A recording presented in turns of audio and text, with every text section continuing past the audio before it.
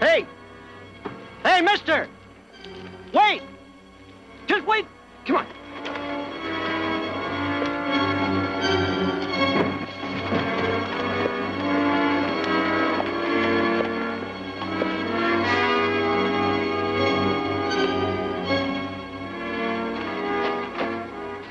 Hey, mister. You hurt? Would you get thrown or something? Look, I better get you into town. Right, now, don't move. You just lie still. I'll bring my horse over closer.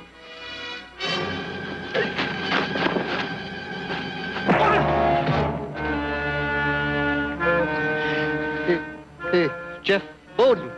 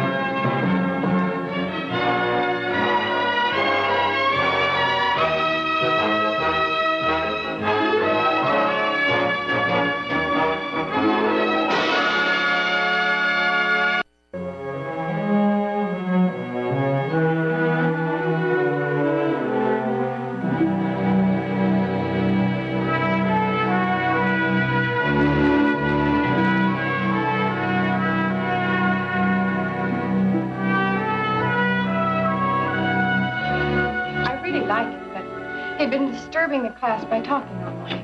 So finally I said to him, all right, Ollie, stand up. Morning, Mother. Morning. Good morning. I gather you're talking about Ollie Jameson.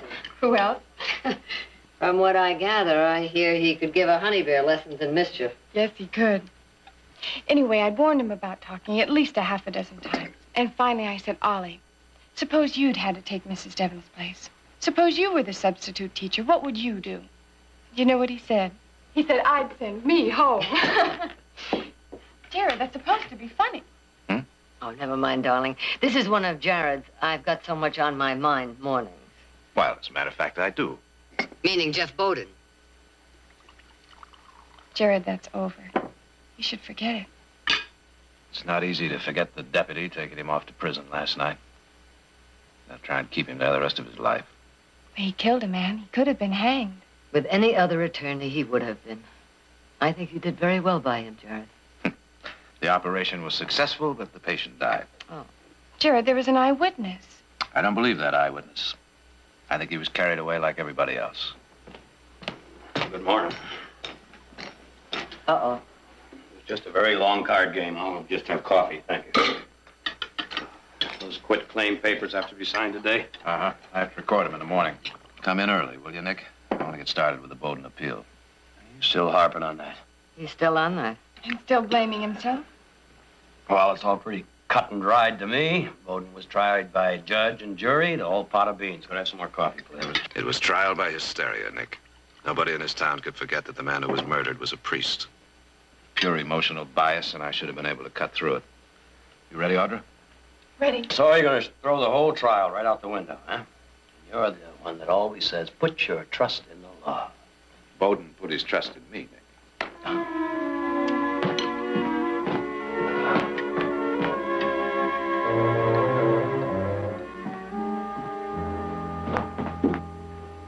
You know something?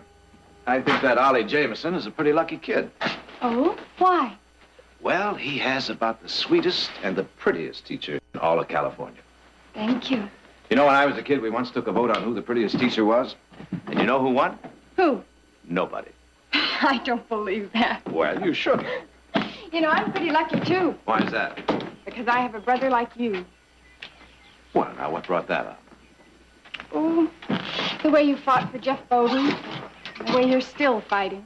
What's this? I thought you were on the other side. I can't believe that he's innocent, Jared. But it makes me proud that you care. That you're so worried. Angry might be a better word, Audra. What I consider a monumental mistake. But Mr. Becker saw him run from the church. Mr. Becker thought he saw him run because he wanted to see him run. Why? Maybe to make himself more important. Who knows? Enough to send a man to prison? It wouldn't be the first time it's happened. Get up.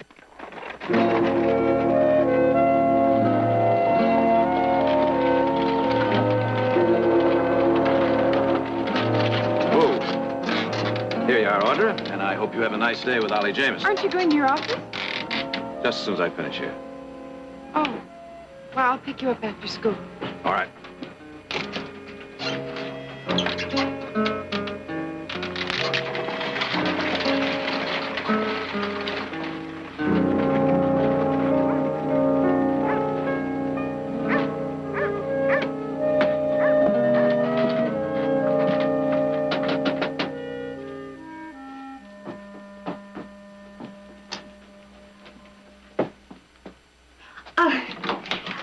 Oh, Mr. Barkley, come in. Mrs. Haley? Oh, Mrs. Bowden will sure be pleased to see you. How is she? Well, she ain't been too happy. I mean, being left alone like this and the baby more than a week late already. Yes, well, may I... It don't mean nothing being late. I brung lots of them to the world like that. Except it's her first, and she's naturally scared. Oh, you remember my little John? Well, he's a big boy now. Yes, Mrs. And Haley, after I gave see birth her to now, him... please? Oh, you want to see Mrs. Bowden? Here I go, chatting away about myself again. Mrs. Bowden, you got yourself some company. Good morning. Oh, is there something new? Not yet, I'm afraid. But don't you worry, that appeal will be granted. I just stopped by to see if there's something you might need. No, I'll be all right. I'm sure you will. Especially when you have that boy. I think it's going to be a boy. Well, it has to be a boy. Jeff can't hunt and fish with a girl, can he? I want to thank you, Mr. Barkley. I didn't get a chance to after the trial. There was so much confusion. You don't have to thank me. Not yet, anyway. You tried your best. And we're grateful. We're grateful you even took the case. Why wouldn't I take the case? Well, Jeff was only a handyman. There's no money to pay a lawyer like you. I believe that your husband is innocent. If I can prove that, that's payment enough, believe me. If it's a boy, would you like to be godfather? Mrs. Bowden, I would be honored. Well, I better get on to the office. I'll try and look in again tomorrow. But please, don't get up. Oh, it will do me good. You get tired of sitting and waiting.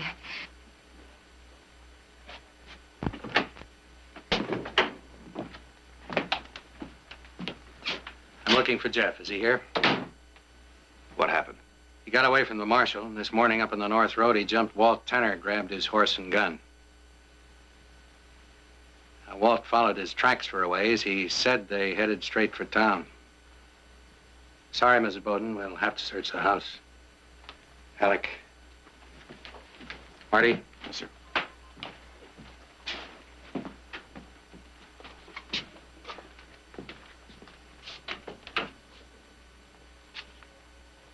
Will this make it worse for Jeff? It may. I only hope they can pick him up before he does something more foolish. Jared, I may have to deputize you. No thanks, Fred. Oh, wait a minute. You're his lawyer. He might listen to you. Not if I'm wearing a badge and hunting him down with the rest of you.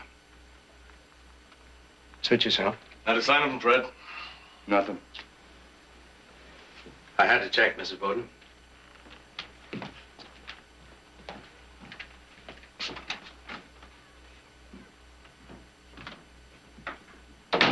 Mrs. Haley, if Jeff does come here, you let me know right away, understand? Now, the most important thing is that you keep him here, talk to him, make him understand that he's only hurting himself. And we've got to stop him from making things worse. Mr. Barkley, help him. I will if he gives me the chance.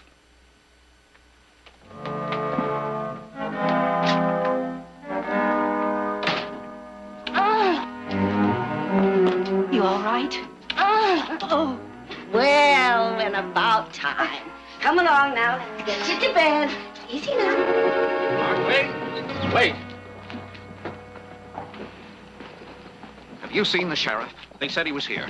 He was. He just left. Jeff Bowden's back. The sheriff's got to give me protection. I'm sure he will, if you need it. Look, Mr. Barkley, I stood up there in court. I did my duty. I testified against Bowden. Now, don't you say to me if I need it. I could have told you he'd come back. If he gets a chance at me, I'm like that priest. I'm dead. We don't know that he came back for you, Sam. I know.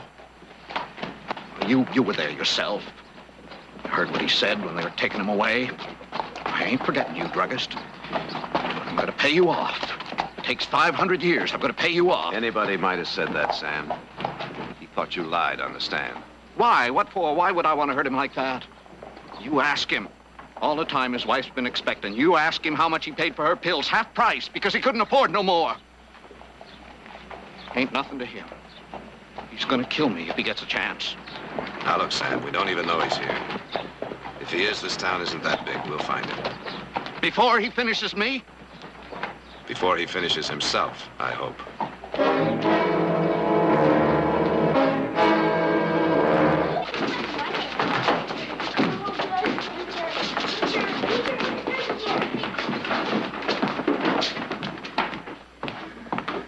Hello, Stevie. How are you?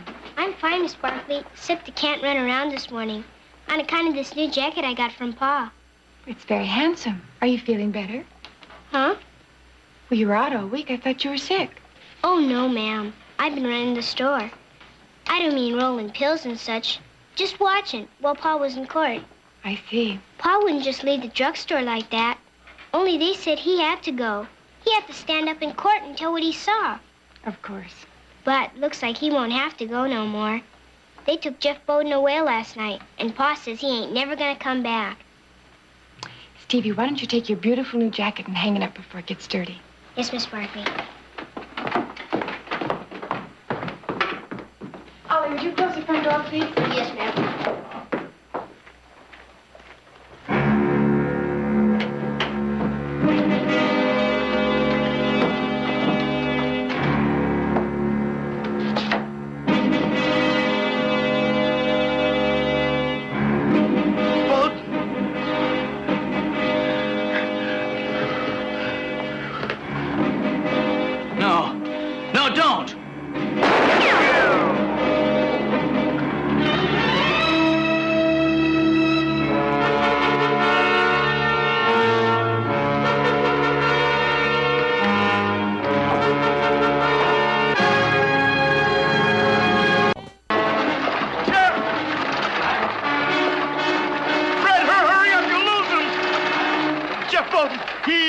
Shoot me. You sure it was Bowden? Over at my place. He just missed me that much. All right, Marty, Alec, you both check the alley, check every store, every house, everything. Come on, let's go. Hodges, Lavery, take Newbury Street, both sides. You two take Pierce Avenue, and the rest of you take the river. Fred. Yeah? You got another badge? Change your mind? Maybe you were right. He might listen to me. Good. We'll check Lawton Street.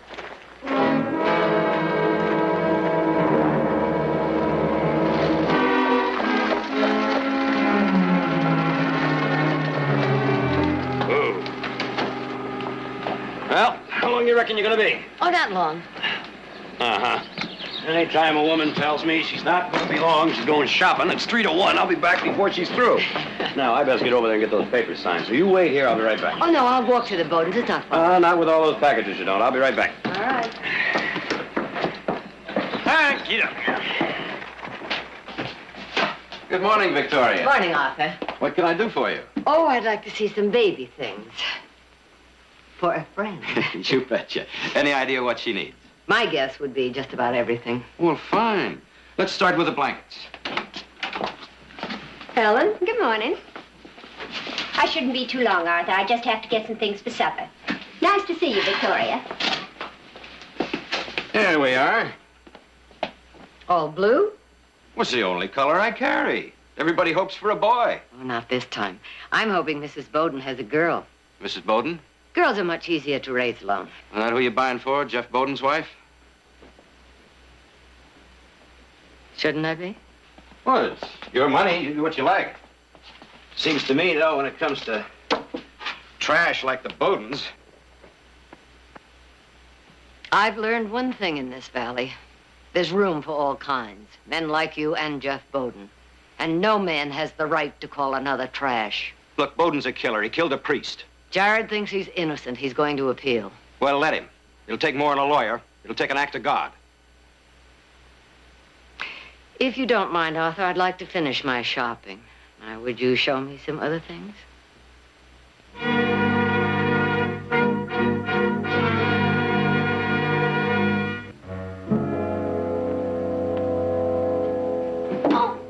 I see it, Ollie.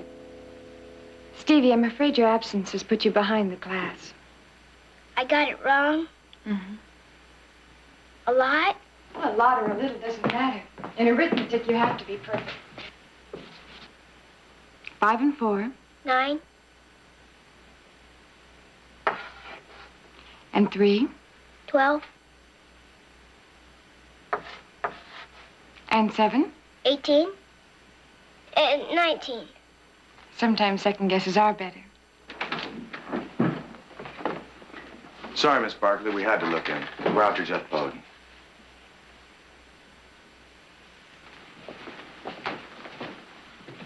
Jeff Bowden, you're in Stockton, are you sure?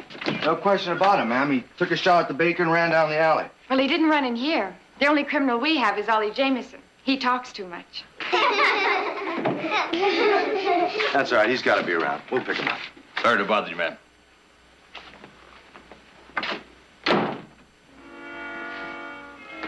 Shall we go on? Stevie, there's no reason to be frightened. But he came back to kill Pa. Now, that's a silly idea. On account of Pa talked against him in court. He isn't going to hurt your father. He isn't going to hurt anyone.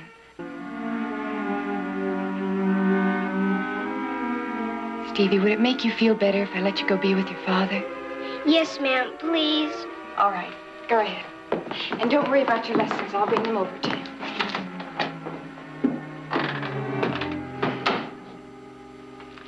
Well, now, who would like to finish the blackboard exercises? Ollie? No, ma'am. I just wanted to tell you Stevie forgot to take his jacket. Oh, well, maybe you can catch up with him and give it to him.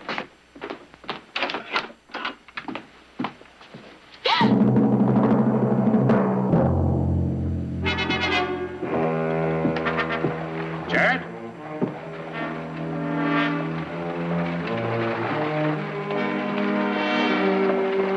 Anything? Not so far. You take the rest of the street alone if you don't mind. I think I better get back in case some of the others get lucky. All right, Sheriff. Jared, you knew him better than anyone. You any idea who might be hiding him out? No, Sheriff, I haven't. All right.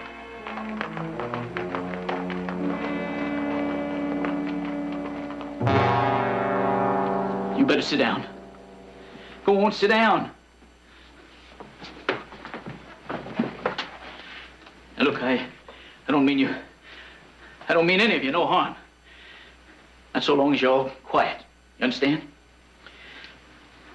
Just be quiet.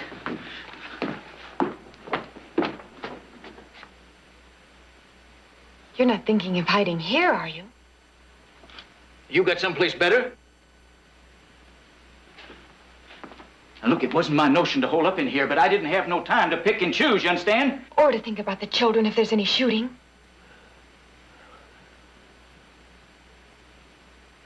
Please, just let the children go. I can't. Now, I can't take that chance.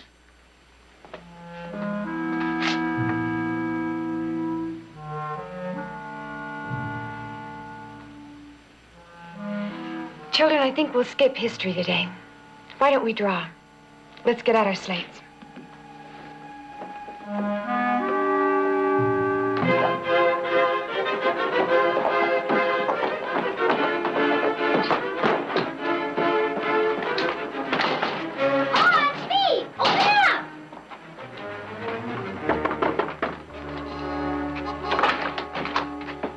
What are you doing here? You should be in school. Miss Barkley said I should be with you. With me? Well, sure, on account of Jeff Bowden. Unless you ain't heard. I heard.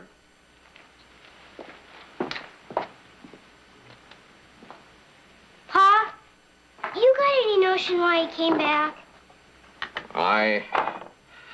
I wouldn't hardly know.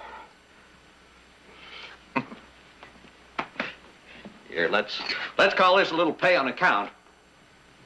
Pay for what? There's a couple of cases in the back room. As long as you're here, you might as well get them unpacked. Sure, Pa.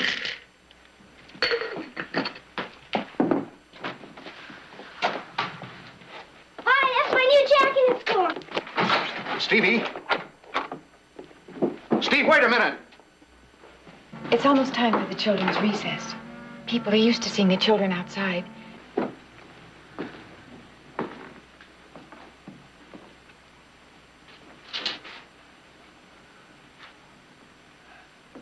What you hiding, boy? I ask you something. What you got there? What do you got?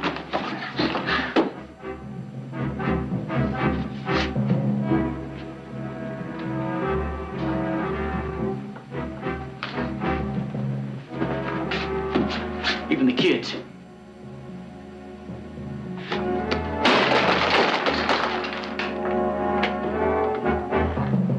Run, Stevie, run! Get out of my way!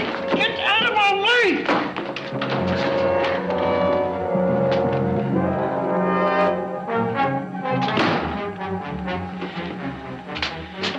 That was the druggist, kid.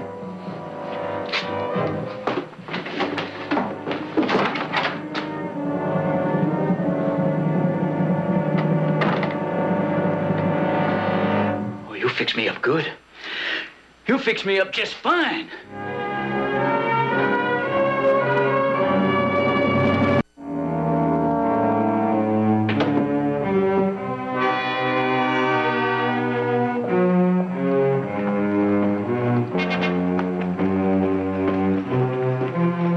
Jared. Sheriff told me about Bowden. Think he come back here to kill Sam Becker? I hope not, Nick. Now, don't put yourself out on the end of a limb, Jared. You kept him from being hung. What more can you do? Maybe just keep him from hanging himself. I got to report back to Fred. I just best go along.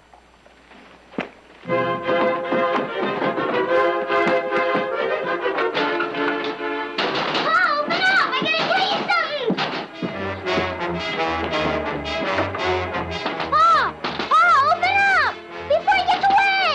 Come on, Pa!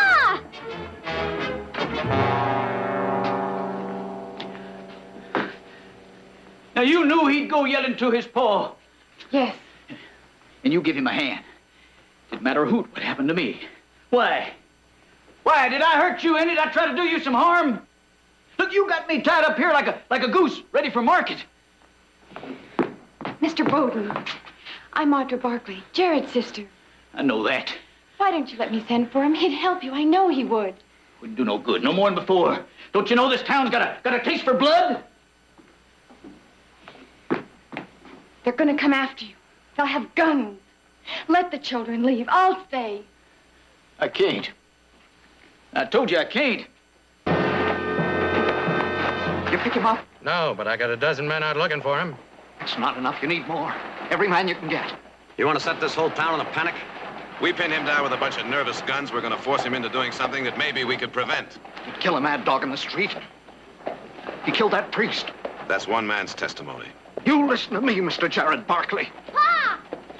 Pa! Pa! Get What is it, Bowden, my boy? son! What? He's in the school! Get Bowden in the school! Round up the others fast.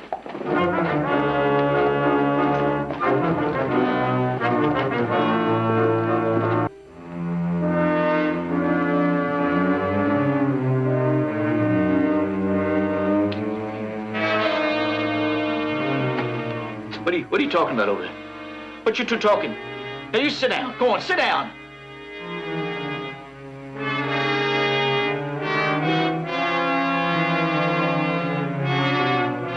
Something out there? What is it? What do you see? I ask you what you see.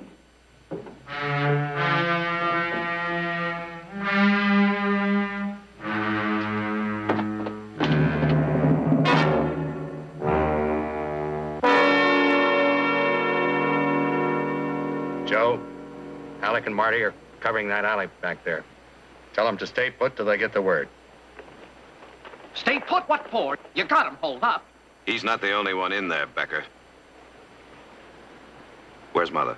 She's over at Cleaver's getting some baby clothes for the Bowdens. You'd better get back there and take her over to Bowden's yourself. Oh, no, wait a minute. You want her to hear about him being in there with Audra? What good would it do? How soon you going in, Sheriff? Not sure, Nick. It's going to take some figuring. All right, I'll be back.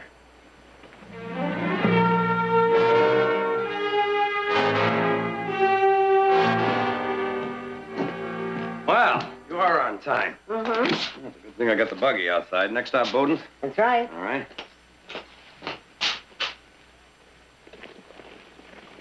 Thank you. I was just thinking, well, maybe I should buy the kids something, too. Come on, you can help me pick out the That's sizes. silly. I bought him everything he could possibly use. I think I'd always use more, Mother. You know, there's cottons for the summer, flannels for the winter. You know how those kids grow. Come on, now, let me play Santa Claus, too. Victoria! Victoria, have you heard? Jeff Bowden's escaped. They've trapped him in the schoolhouse. Our Henny's there. And your Audra, too. Arthur, get your coat. Hurry. How dared you? How dared you keep this from me? Well, Jared and I both thought Next that... time, let me do my own thinking.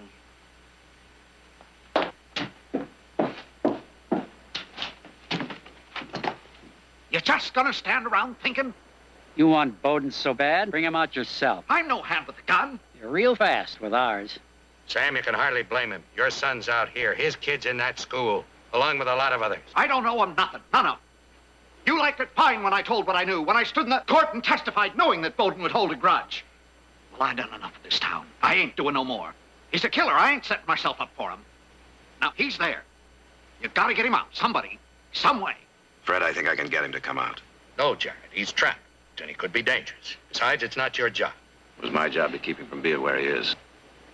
Pa, you said... Not now. I'm going in, Fred.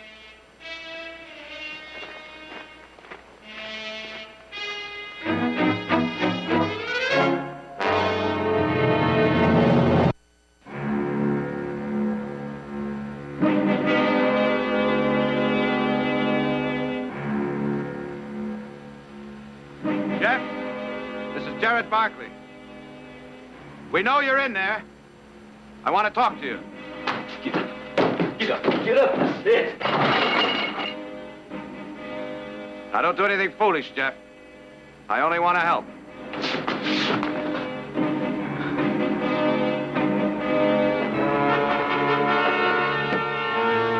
I'm not armed, Jeff. I'm coming in. Oh, now you hold it right there. Shut that door.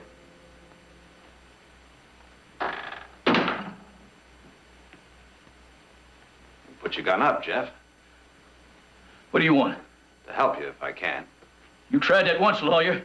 Don't be a fool, Jeff. You're throwing away the only chance you have. Can't you see that you're throwing away your life for Becker's? Becker? I'll get this straight. If you kill Becker, a dozen lawyers won't be able to help you. You'll hang. Oh, now you got it all wrong. That's not it at all. No, you're the one that's mixed up. You know why I come back here? I come back here to see my kid. That's right, see my kid. I've been waiting 12 years. Since the day we was married, 12 years, my wife's been hoping and praying for a young'un to hold in her arms. So we wouldn't be alone in this world. So it would matter to somebody what happened to us. Miss Haley, she said the baby'd be born any minute. And I begged that sheriff to let me wait so I could see my kid, maybe touch him. But he said no, it was out of his hands.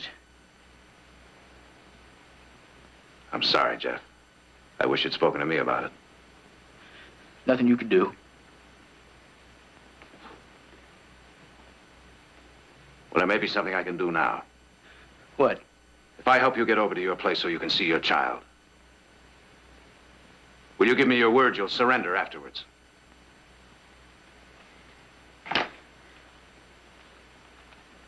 All right, you got it.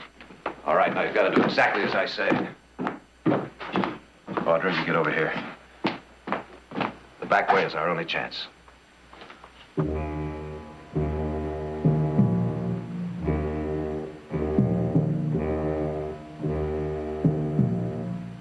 Awful quiet. Think we should go in and see? Not yet. Give Jared a chance.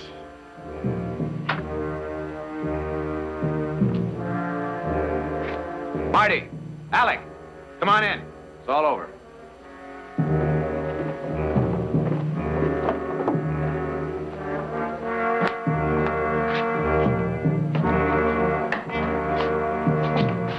Both of you, put your hands up.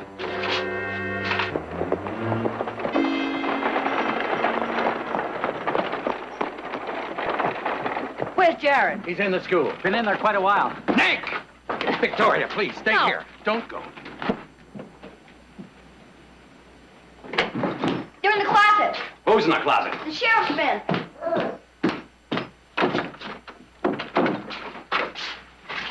Where's Jared?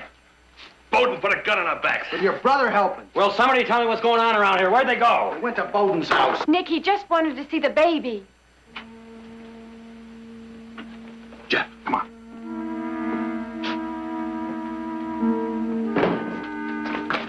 Oh, Mr. Bowden, just in time. She kept asking for you through the whole thing. And once they get started, ain't nothing can stop them. You got a boy. Boy? A boy. My wife? Oh, she's fine. A little weak, of course. Well, you can go in.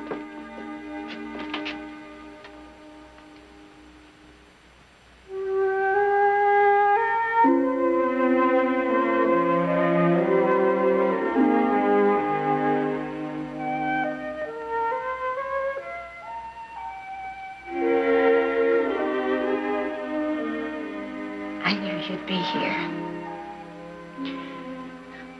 I always promised you. And him?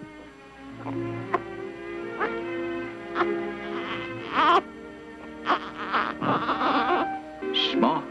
Just feel how he holds on. He's gonna have strong hands, just like his pa.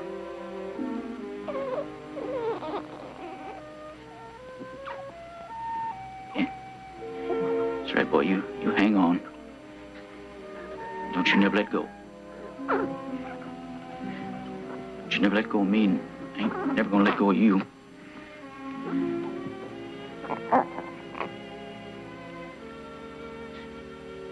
But believe them fingers gonna be big enough someday to hold on to an axe or a gun.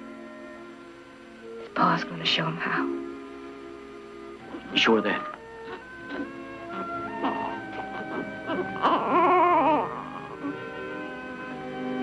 Jeff. Sorry, Jeff, it's time. You gotta take me back? You know I do. Why, you know I'm innocent. Not under the law. Look, why don't you tell them I held a gun on you? Knocked you out, got away. My wife will back you up.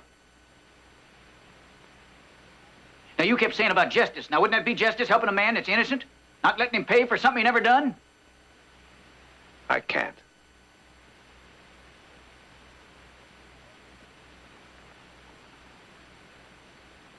Look, what you want me to do? Rot up there in that jail, not ever see my wife from a kid no more? I want you to give yourself a chance. Give me a chance. Wouldn't do no good no more than before. Look, I know you tried. And I'm thankful to you for it. But you said they wouldn't hold me guilty. They didn't have no case. Well, mister, they didn't want no case. They just wanted to pay somebody off for that priest. Now, I had my fill of the law, Mr. Barkley. I ain't gonna take no more. I'm pulling out. And I'm going with your helping me, or without. Now, what's it gonna be? Without.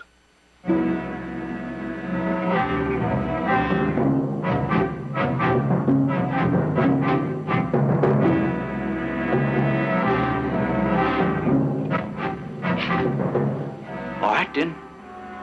Just don't you stand in my way. Jeff! Oh, no, Jeff!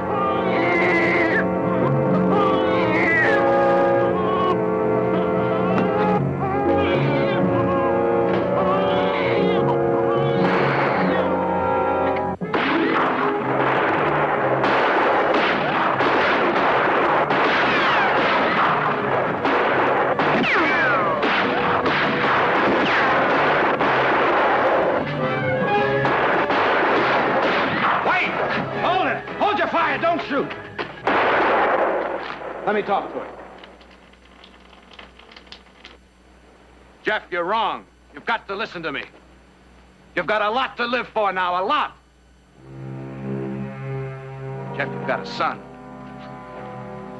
Now, you can't just think of yourself now. You've got a wife and a family, Jeff, a boy. They need you. Now, come on, Jeff. Give me the gun. You won't be any good to them dead. Come on, I can explain it to the sheriff. Your friend, the sheriff. You had him waiting for me. Jeff, that's not true. You've got to believe me. No more.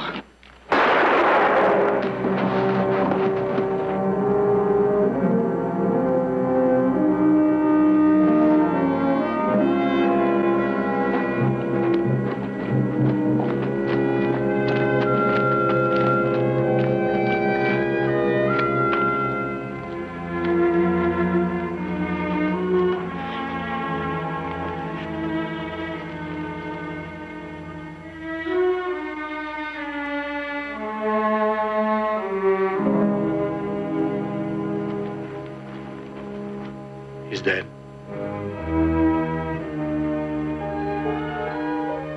You did the best you could, Jared. We best be going on home. It's all over now.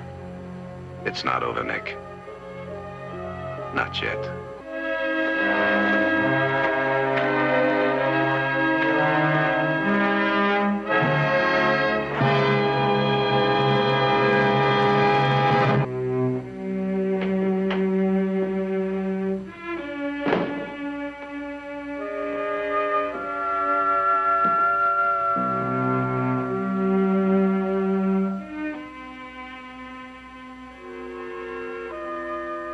He's dead.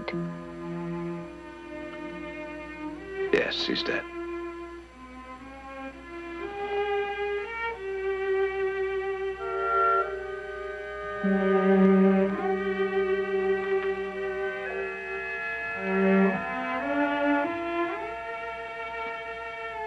Mrs. Bowden, I thought I knew your husband. Knew him better than any court of law could ever know him. But I was wrong, wasn't I? No. A moment ago, he meant to gun me down. He was trying to get away. The same way he was trying to get away from Father Paul. The truth only matters to me now, Mrs. Bowden. He was like to going out of his mind. Baby coming. And us strapped for money. And Jeff wanting so much for him. And hearing about that money in the church and swearing he was going to get it. He wouldn't listen to me no more than you. Said the church didn't need the money. Grabbed the gun and run out.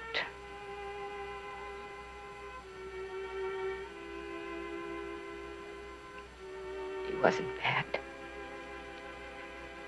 Just desperate was all.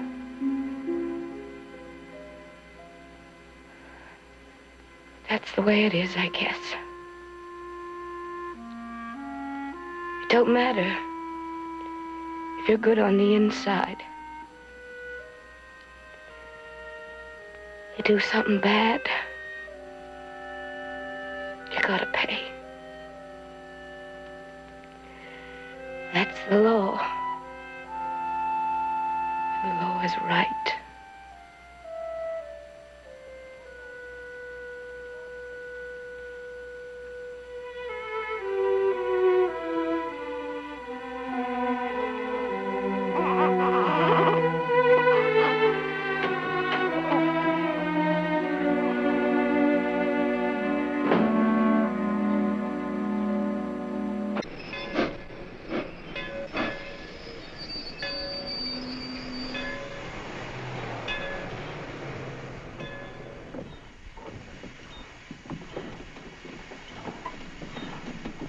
There she is. Where'd you get nerve enough to come back to this town? You don't belong here. Get out. Get out now. You traitor! Stockton don't want you here. Go back where you came from, you Delilah, you. Get out of this town. Go back where you belong. We don't want you here. Do you hear? Traitor. Get out. Do you hear? We Get out. don't need you in this We town. don't You want better you get here. back up on that Get train out you of our come town. from, because you're not going to play We don't this want game. you. So just get back where you were, traitor. You don't belong. Murderer. We don't need you. We don't want you. Excuse me. I'm Ross Parker. This is my brother Worth. If you know what's good for you, get back on that train right now. Let go of me. Let her go, Ross. I said let her go. You boys go on about your business. It goes for the rest of you. Thank you. Get it. All right, break it up. Come on now. So you're going to bring a traitor part, huh? We won't let her stay here. The gaiety, please. Not in my hack. Now you know what you said. Get out of here, Saxon. Confederate scum. Get out of town, you rebel traitor. Go back to the home. Part of you or you're singing. Get out of here. We don't need you here. You understand? The train treatment isn't going to start. Get out. We don't need you. Get back where you came from. Get out of town. Who needs you?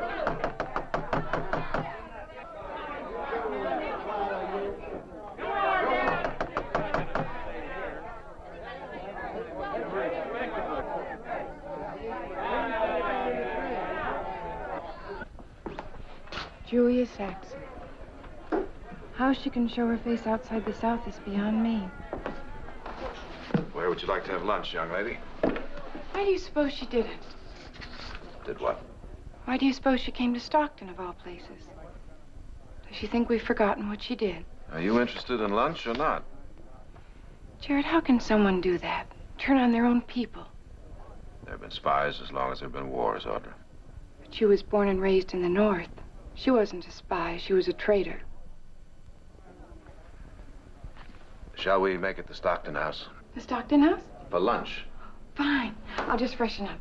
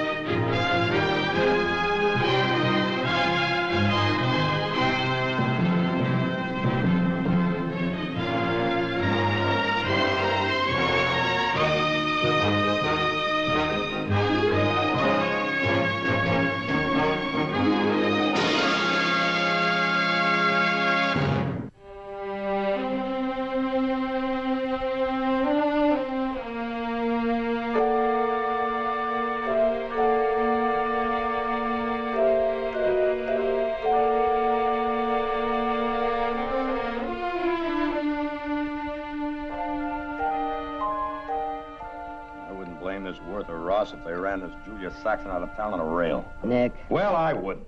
Neither would I. Oh, you two are in somewhat of a lynching mood tonight, aren't you? Mother, what if it had been Nick or Heath or Jared that Julia Saxon? But it wasn't. It was Matt Parker, so how can I answer that? Now, I can understand how Ross and Worth feel about what happened to their brother. But on the other hand, Julia Saxon has every right to appear in Stockton. Sure she has. If she's interested in starting a riot. Well, I wasn't here. I didn't know Matt Parker, but the war's over. Why don't people stop fighting it? That's easy enough to say, Heath. But there are some things people can't forget. And shouldn't. May I suggest we drop the subject? If you'll all excuse me, I've got to get back to town. Tonight? Tonight. Night, Mother. Good night. He was mighty quiet. Well, he was closer to the Parker family than any of us. He and Matt were in the Army together. Jared defended him at his court-martial. And he's got just as much reason to dislike Julius Saxon as anybody else.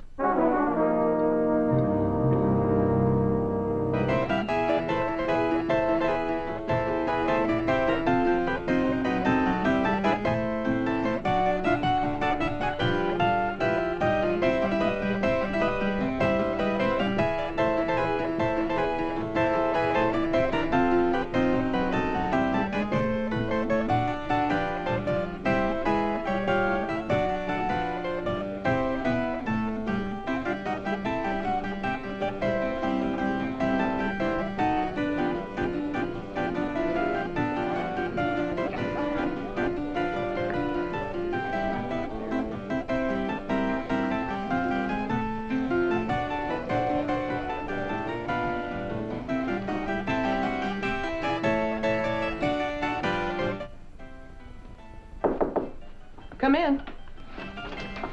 Evening, lass. Good evening, Mr. McGregor. How do I look? Fine, fine. How's the house? Sold out? Oh, that's wonderful. I hope so. You're worried. I have been thinking, lass. With so many people feeling the way they do, not that I'm saying they're right, mind, but since they do, maybe you should, Cancel my appearance. Aye. Just tonight, or completely? Completely. No. I'm only thinking of you, lass. Meaning you'll pay me for the week, even though I don't appear.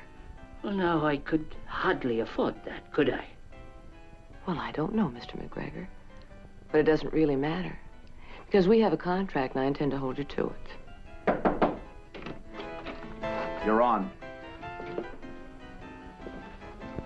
Lass, you can't go on. Those folk out there are just here to make trouble. I'm going to cancel. You do. And I'll sue you for every dime you have in this world.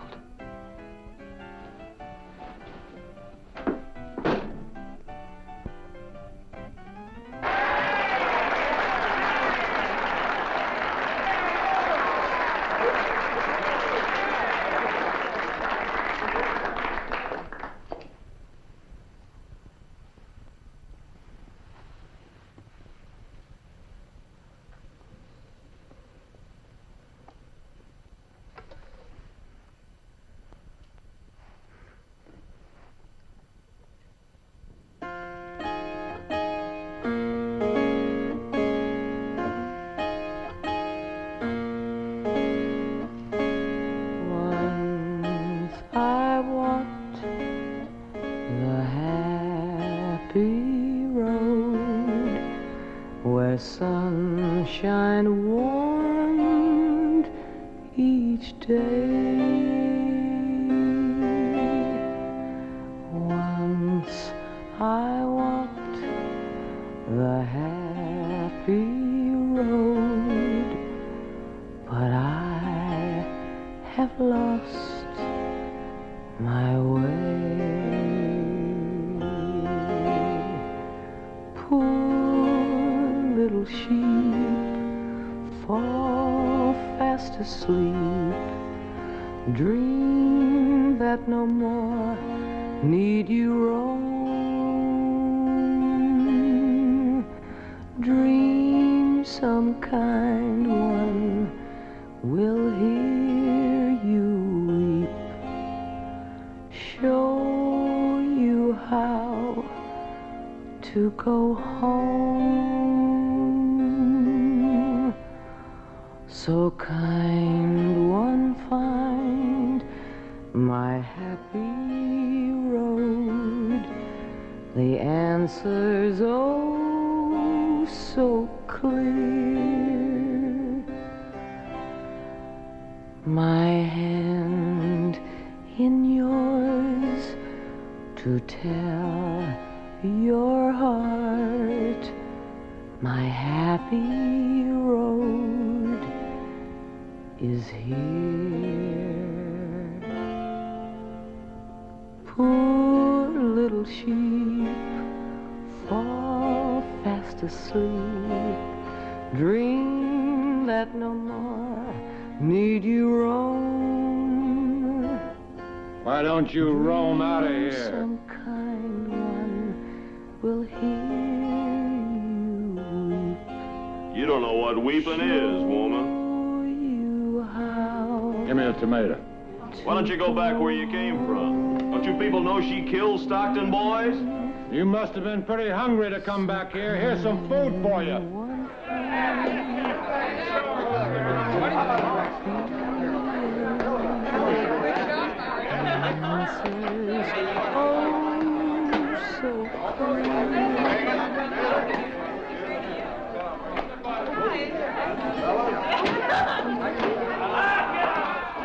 Lower the curtain, man. No, she's got it coming. There's one with love from Matt Parker.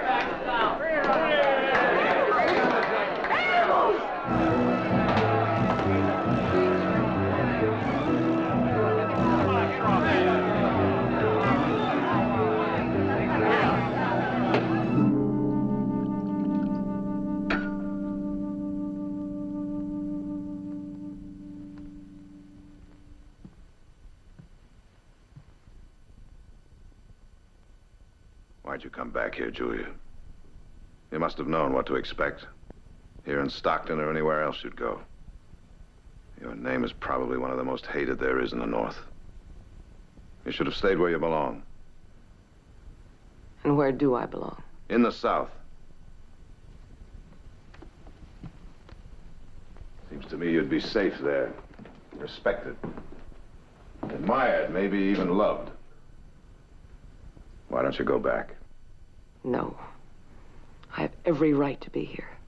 I'm not a criminal. All I did was fight for what I believe in. Fight? Call it anything you want to. I'm not ashamed of what I did. Taking the South back into the Union.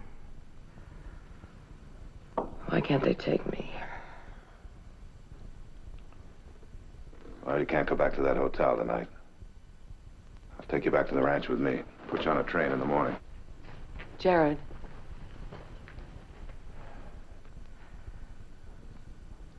Don't shut me out. Listen to me. Talk to me. I'll bring the buggy around and back. Jared, I'll go to the ranch with you tonight. But I'm not getting on a train in the morning.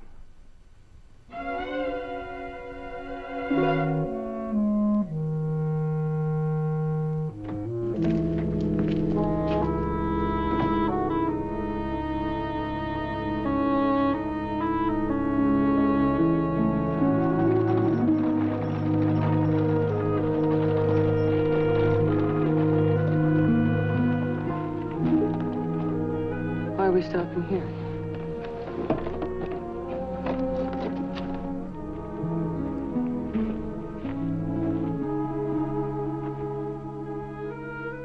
I want to show you something.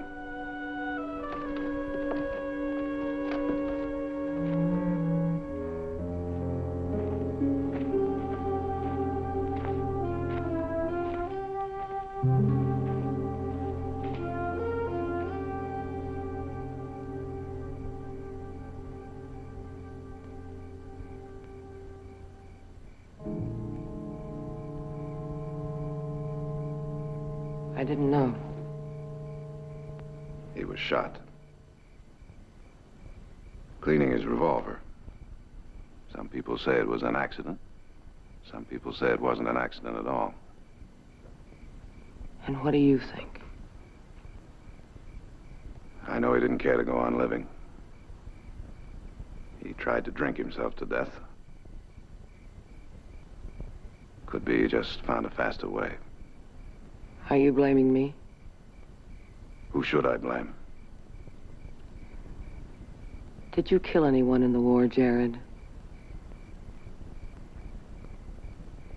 Yes. Does that make you a killer?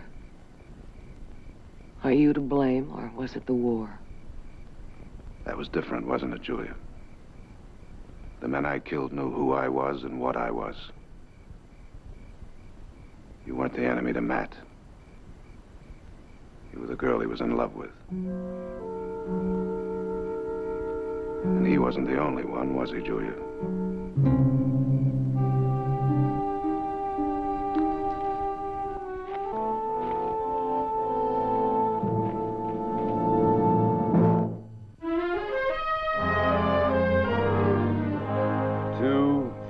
Six and a pair.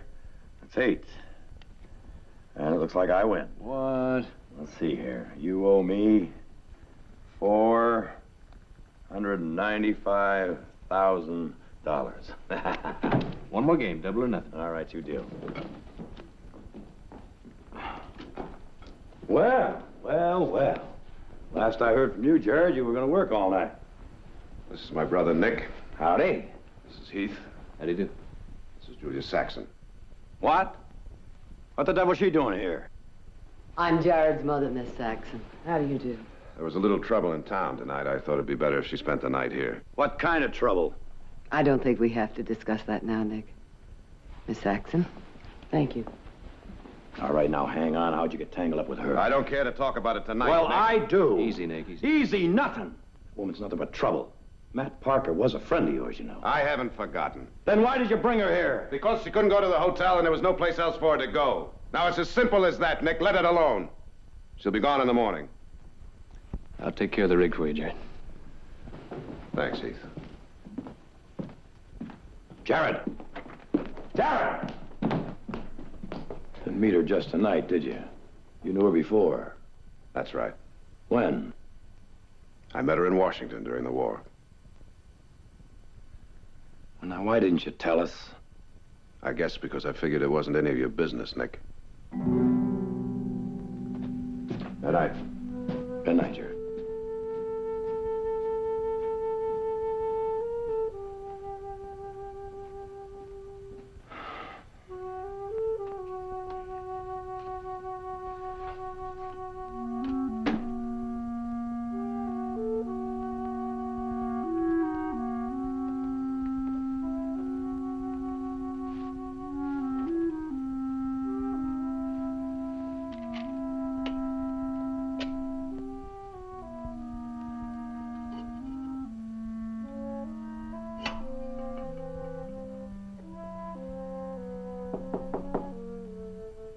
Come in. Don't be upset with Nick. I'm not. Was it bad in town? She was a fool to come here. She must have wanted to see you very badly. You know that's the reason she's here, don't you? Why not San Francisco or any number of towns? Except for you. She's very beautiful. And I can understand how easy it would be for a man to fall in love with her. And how difficult it would be for him to forget her. I'd forgotten her.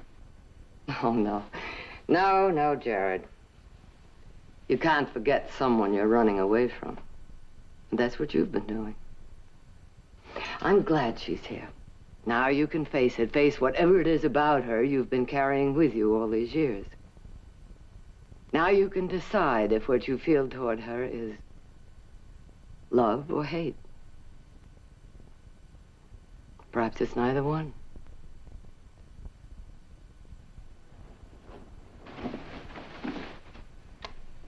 Good night, Jared.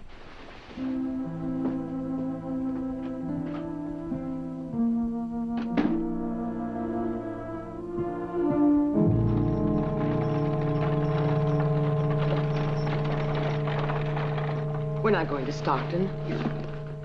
No? I'm taking you to Grove Junction. We'll catch a train there for Sacramento. I won't. I'm Julia. not going. I won't. Now take me to Stockton. Can't you see that you're just asking for more trouble? I'm not running away. I'm not going to spend the rest of my life hiding in the South. Help me, Jared.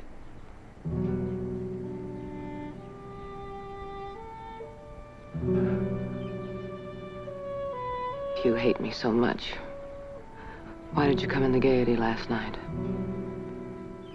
I don't hate you anymore, Julia. I did for a while after I found out what it was you wanted from me. I never wanted anything from you. It's true. At first, yes. All I wanted was what information I could get from you.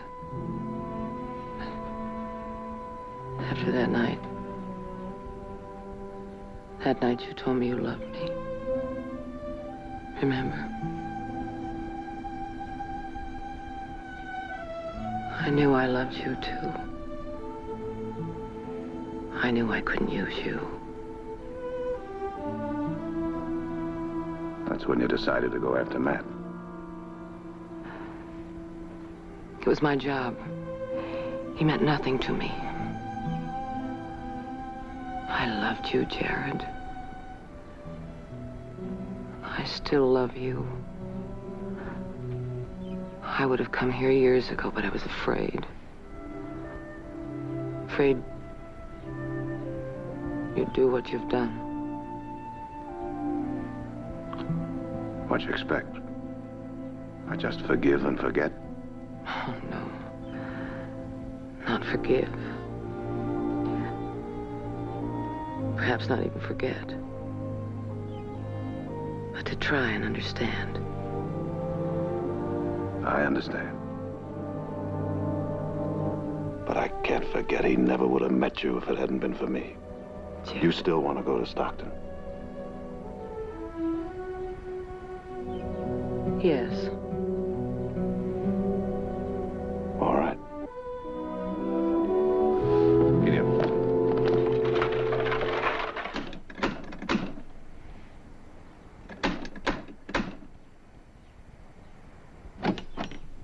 Hello, Fred. Come on in.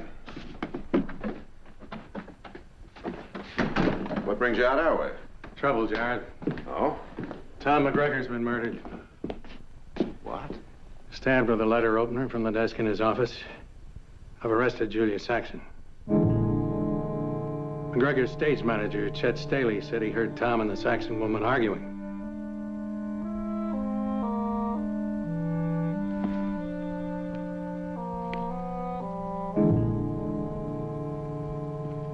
Arguing about what?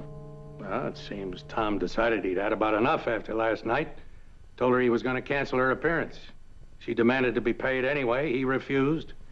Staley said he heard a scuffle. He started for the office, saw the Saxon woman run out. He went into the office. McGregor was dead.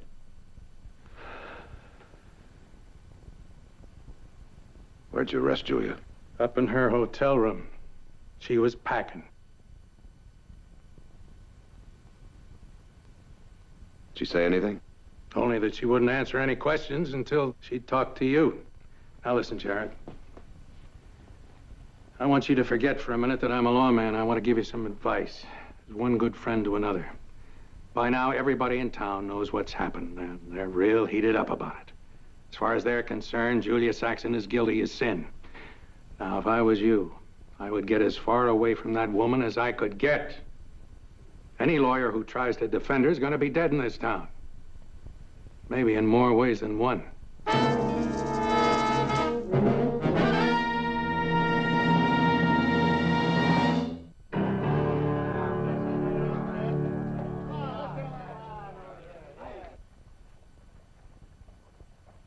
Staley is lying. You didn't argue with McGregor? I didn't even speak to him. I didn't have the chance. He was already dead when I went into his office. Then why'd you run away? Oh, I heard someone coming. I thought it might be the killer, and I just panicked. When I got to the hotel, I started thinking how people in town feel about me. I knew they'd say I killed him. for one reason or another.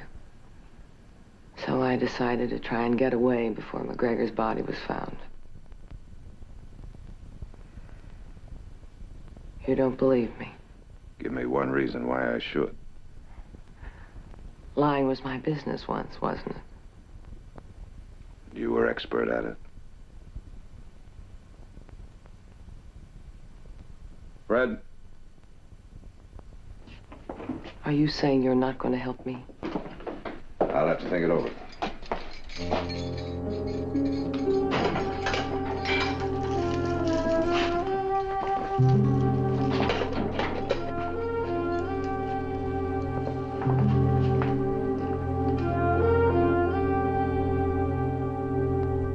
Now, you say you saw Miss Saxon enter the club and go into McGregor's office just as you were coming from backstage, is that right?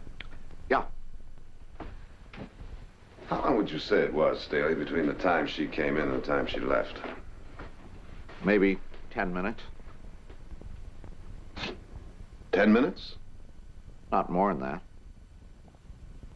Well, let's think about that a minute. I dropped her off in front at 5 minutes after 10, so 10 minutes later would make it 10:15 when you saw her leave. What'd you do then? Well, I looked in there. I saw Tom dead, and I went for the sheriff. Now, that's very interesting, Staley. The sheriff told me it was past 10:45 when you got to his office. That's 30 minutes between the time you saw her leave and the time you went to the sheriff's office. What'd you do all that time? I was trying to help Tom. Help Tom? Help him how? He was dead. I wasn't sure of that. Then why didn't you go for Doc Morar? His office is right down the street. Look, I don't have to answer your questions. Oh, yes, you do, Staley. Either now or at Julia Saxon's trial. Now, make up your mind. You get out of here. What are you trying to hide? Get out! All right, Staley. I'll see you at the trial.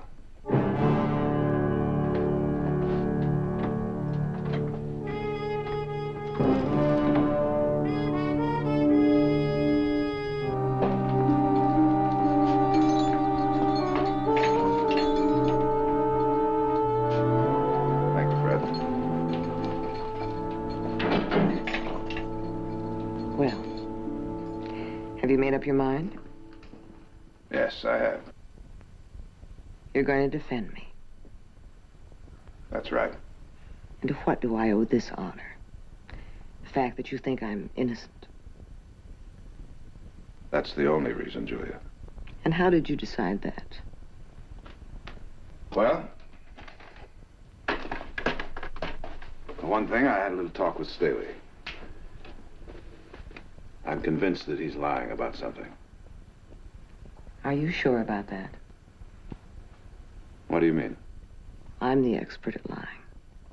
Remember? Julia, if you have something to say, why don't you just say it? All right. Staley wasn't lying. I killed McGregor. So what are you going to do now? Or do you want time to think about it again? Why didn't you tell me this before? Oh, I was going to try and bluff it through. But I realized you'd get the truth sooner or later. You see, I don't have as much faith in my ability as a liar as you have.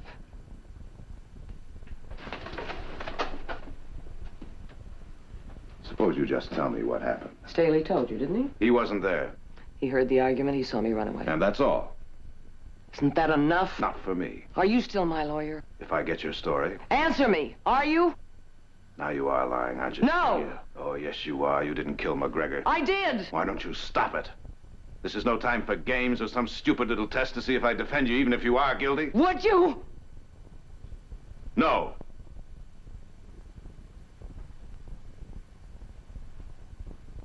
I'm sorry. Silly of me, I suppose.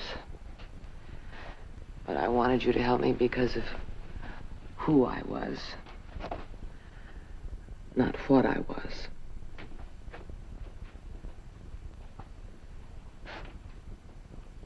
Julia, you'd better settle for what you can get.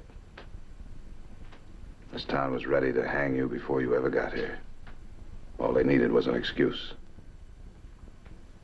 Believe me, now they've got it.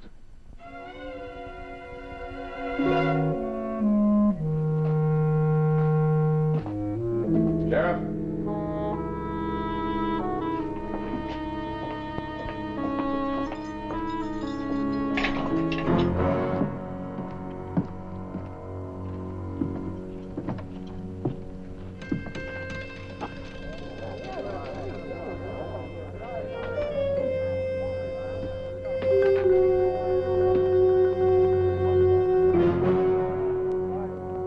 You wait here.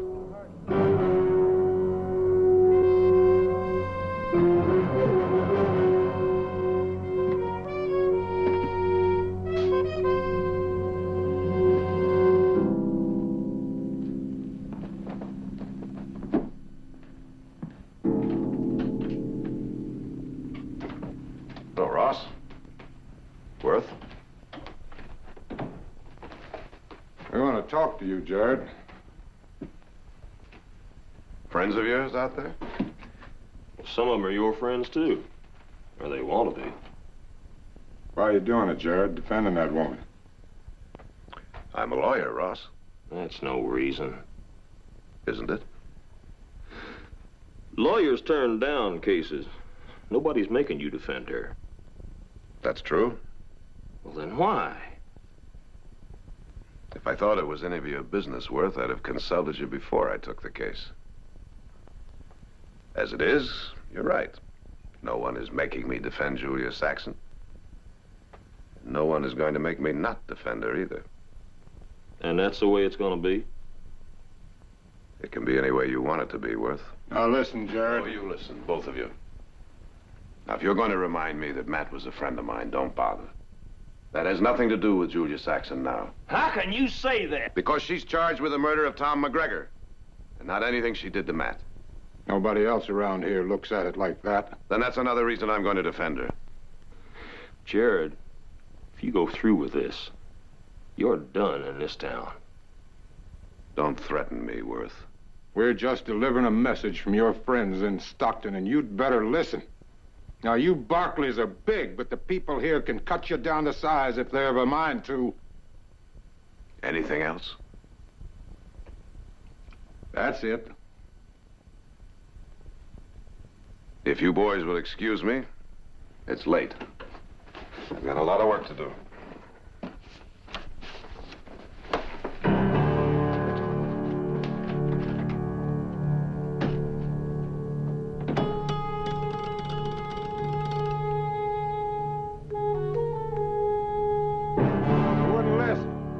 Come on, let's have a drink.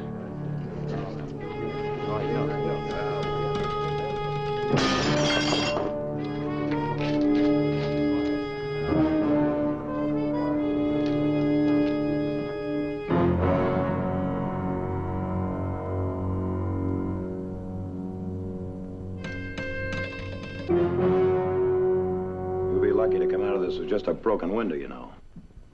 And why? What for? All right, maybe she didn't kill McGregor.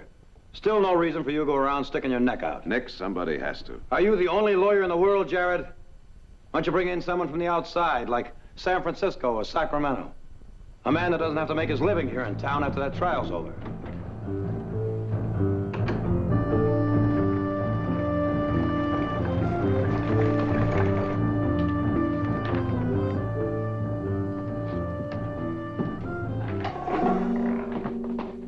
Audrey. I'd like to speak to Miss Saxon, if I may, Sheriff. Well, now, your brother said I wasn't to let anyone see her without his say-so. I don't think he meant that to include me. Well, perhaps he didn't. All right.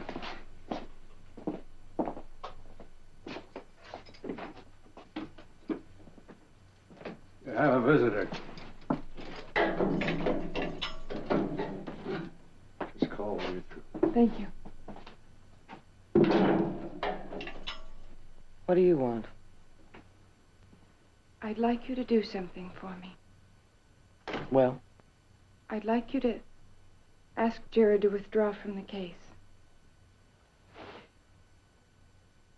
Do you realize what will happen if he defends you? Win or lose, he'll have made an enemy of everyone in town. His law career will be ruined in Stockton. Does Jared know you're here? No. I didn't think so. I'm sorry, Miss Barkley. I can't do what you ask. You destroyed Matt Parker. And now you're going to destroy Jared. Don't tell me you're worried about insulting him after the things you've done.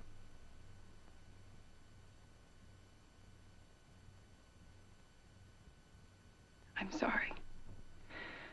I didn't come here to say things like that.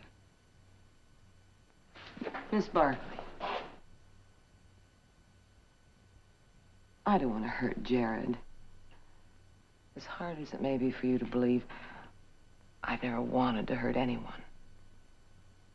Not Jared or Matt or any man who may have suffered because of me.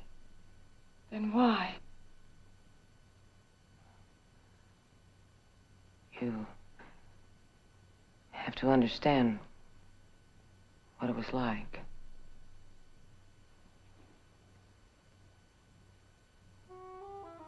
Particularly in the early days of the war. People went back and forth across the lines. It was hard to believe there was a war. Especially if you were the kind of person I was.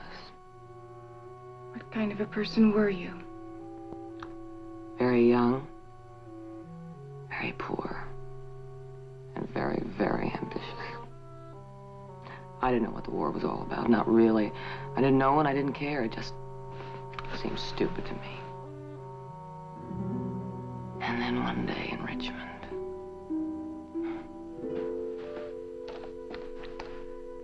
a young Confederate lieutenant I knew invited me to a cotillion.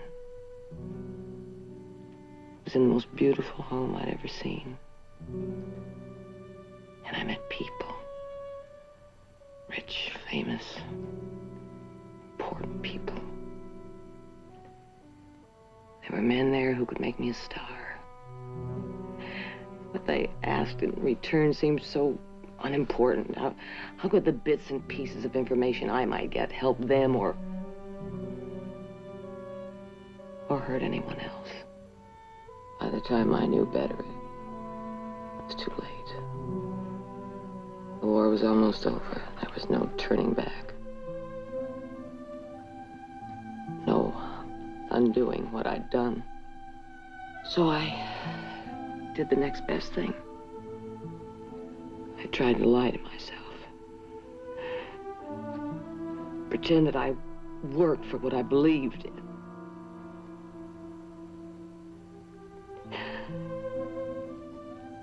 Now I can't even do that anymore.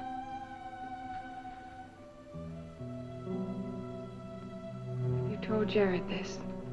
I never told anyone. What would have been the point? Explain something. It doesn't excuse anything. And it doesn't change a thing. Sheriff? Miss Barkley. If you think Jared will withdraw if I ask him to, I will. You're right. He wouldn't. And I won't ask him to. Thank you.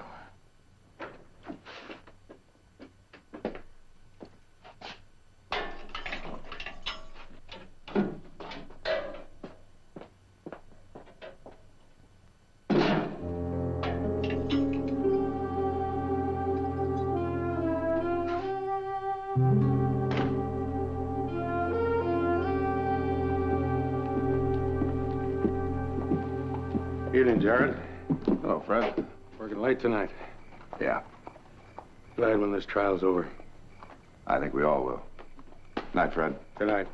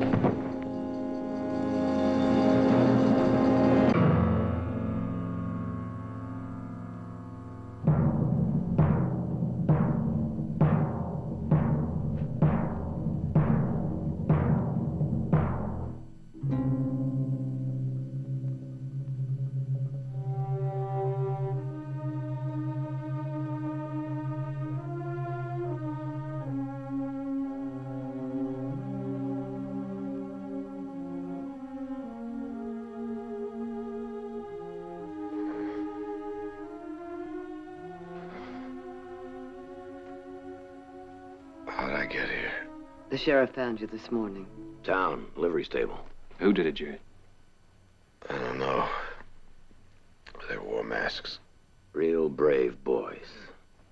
I gotta get out of here. Not for a while yet, I'm afraid. I got a murder trial. You can get a postponement, Jared. Oh, no. It starts Monday. This is laudanum. He'll sleep now for a while longer. Come on.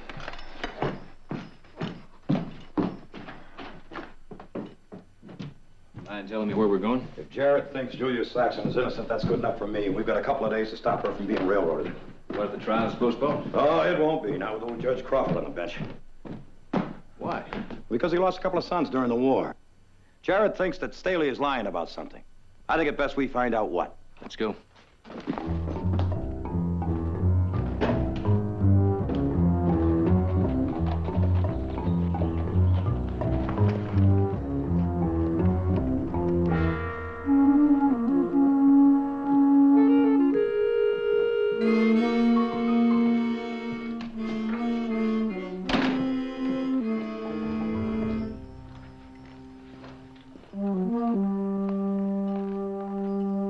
Staley!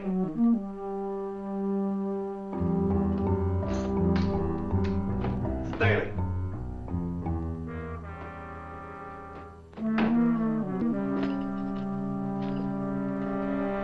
I'll wait for him to show up right here. Why don't you check the stable? All right.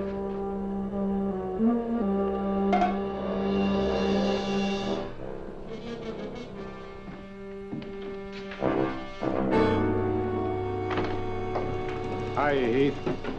We heard what happened to Jared. When? Before or after it happened? Or you don't think we had anything to do with it? Listen, we've been friends with the Barclays since long before anybody even heard about you. So? So, I'll bet Nick and Jared know better. Well, I don't know about Jared, but Nick's right inside. Why don't you ask him?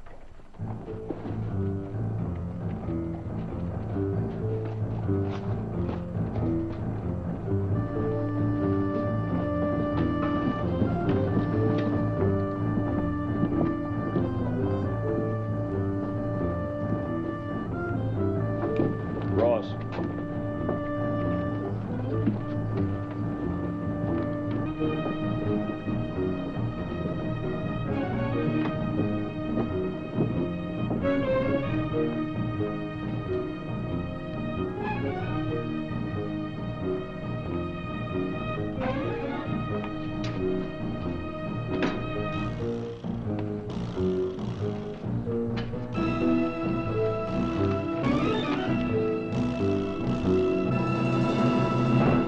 What are you doing here?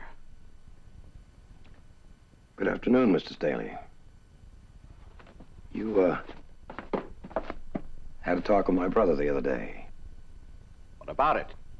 Well, he got the distinct feeling that, well, you weren't telling the whole truth.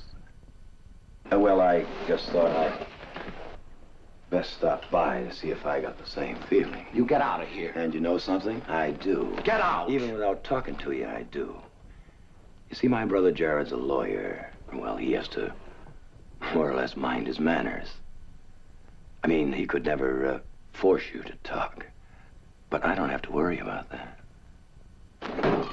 You killed McGregor. No! You're lying. No!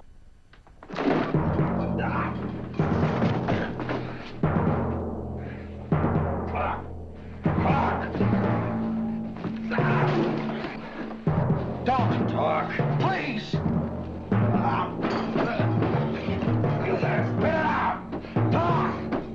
Worth Parker killed him. Why? They got into an argument over Julia Saxon appearing here. Worth told Tom to get rid of her the next time she tried to sing. He'd burn the place down. Tom got mad. He told Worth to get out. Worth started shoving him around, and they got into a fight, and Worth stabbed him. You saw him? Ross said him and his brother would help me buy the place if I forgot about it. Just then we heard Julia Saxon coming in, and Worth got the idea of putting the blame on her. Come on, we're gonna go see the sheriff.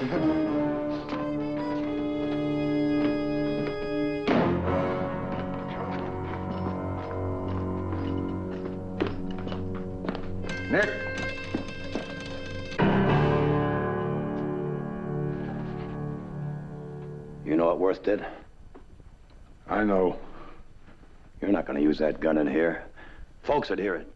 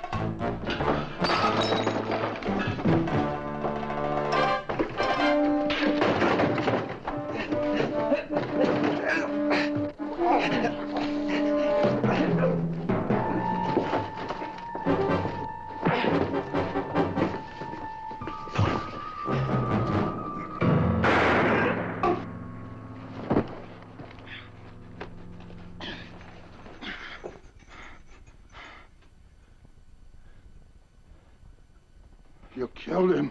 For a miserable traitor like Julius Saxon, you killed him! You all right, Nick? Yeah, I'm all right. I'll get the sheriff.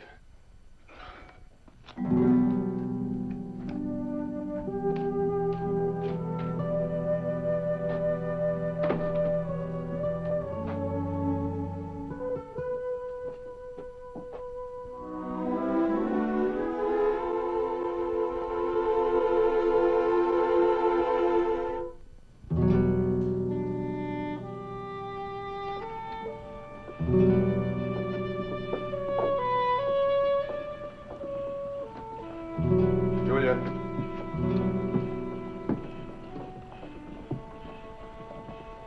I went by the hotel, but you'd already left. Did you get my note? Yes, I got your note. I guess there isn't anything more to say, is there? Where are you going, Julia?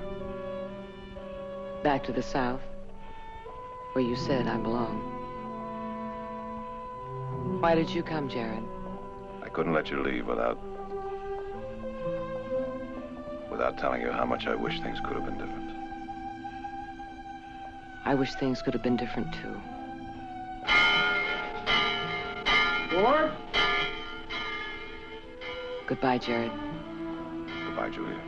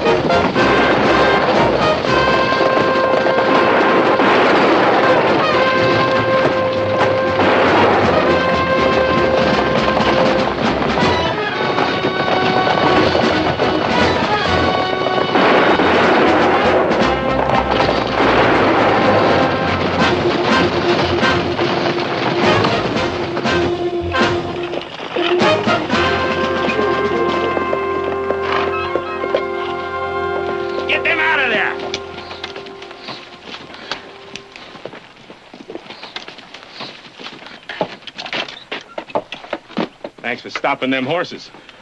Get on down there. Come on. Where are you going? Get over there and get that stage. Come on, old man. Hurry it up! You cover him, Wilt. I'll get the box.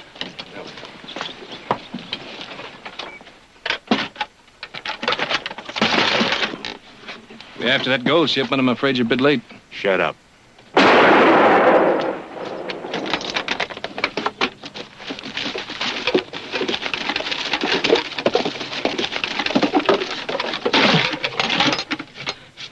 There ain't no gold in here. Go look in the boot. The driver mentioned it went out yesterday.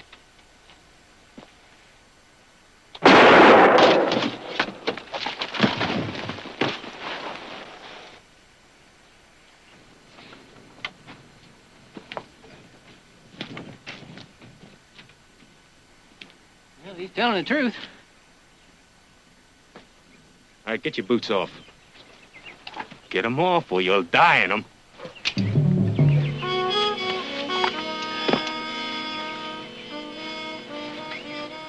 All right, get walking. Get walking, go on.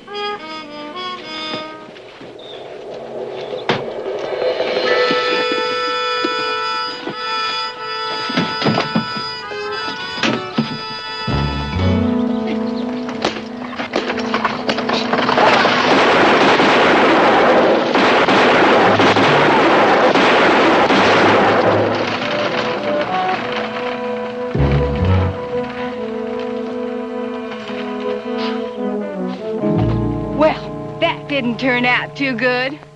I sure did have my heart set on some gold. We're just gonna have to go down to Stockton and get it. Hey!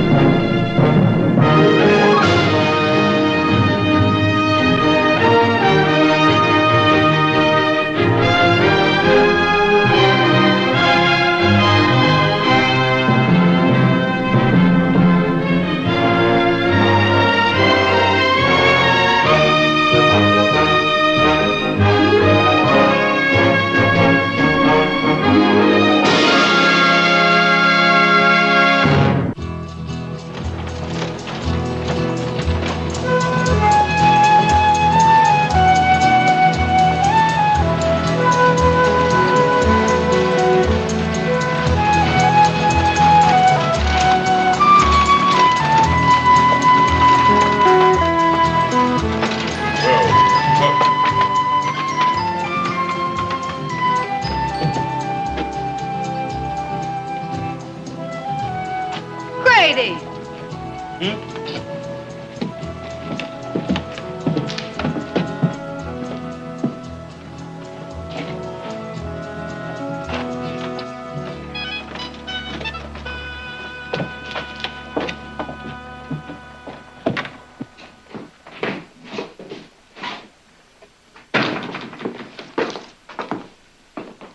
Would you mind going to the next window? I was just Oh, well now. We'd like to open up an account. An account? Well, yes, ma'am. You've come to the right bank and the right window. Oh, if you'll just fill out this form. It's just one thing. We heard tell there's been some robberies around here. Is this bank safe? You sure of that? You got a good, strong vault. Well, there it is, right there. It's the latest. Came all the way from St. Louis. If it wasn't safe, you can bet the Cattlemen's Association wouldn't put their money in it every Friday. Sure looks strong. We have a deputy making the rounds every night also. Every hour, on the hour. On the hour. Well, I'm glad to hear that. Sign the papers, Grady. There's a pen right over there.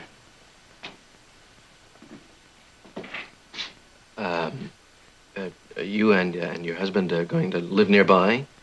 Well, it depends if we can find the property that we're looking for. And he's my brother, not my husband. Oh. Well, if I may offer my services, perhaps I could have the pleasure of showing you around some afternoon. There are some very, very fine places for sale. I don't know if a lady would be safe with you when you're out of your cage. Oh. Well, I'll let you know. Grady, you can take me to lunch.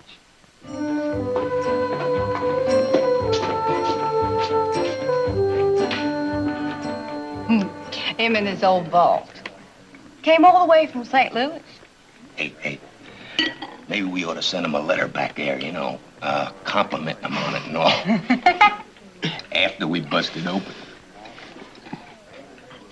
Well, you pay the check. And be sure and leave a big tip. We're gonna be able to afford it.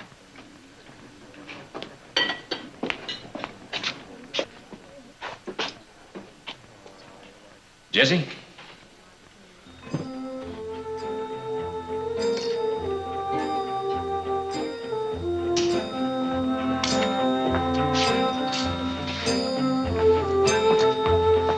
Come on, we go get supplies. No, you go get it.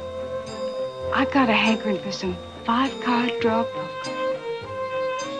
You gonna play poker? Dilly, you make yourself noticeable. People notice me anyhow. Well, yeah, Carl and Wilt are waiting for us. I'll be out later. Besides, I feel lucky today.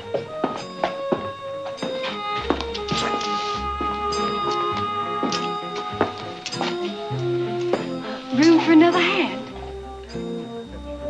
The game is poker, young lady. Not parch easy. I think I'll sit right here. We won't feel a bit good taking your money, ma'am. Name's Dilly. Dilly Shanks. And I won't feel a bit bad about taking yours. Playing cards with a woman, that's no game. Whose deal? Yours. We each get 5 cards. Dollar ante, 5's the limit. If that don't scare you off now. Deal.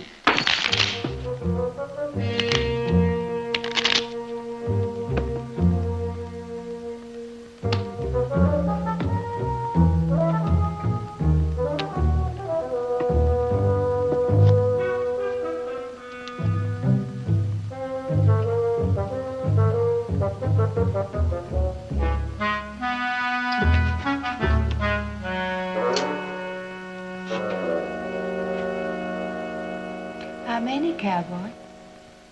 I'll try 2. I ain't even gonna try.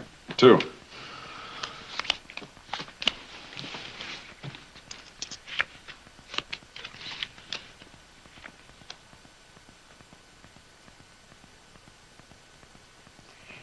And, I think I'll help myself to one.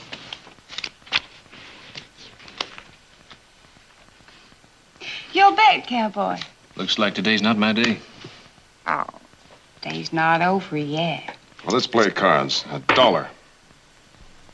You got yourself bet, mister. And a raise.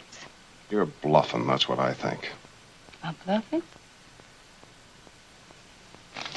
Raise me. Or call. Feel that straight, slick as butter. Yeah, it was slick, all right, just like every other hand you've dealt. Now, you try to tell me something, mister? I think you've been ginnying up the cards. That's what I think.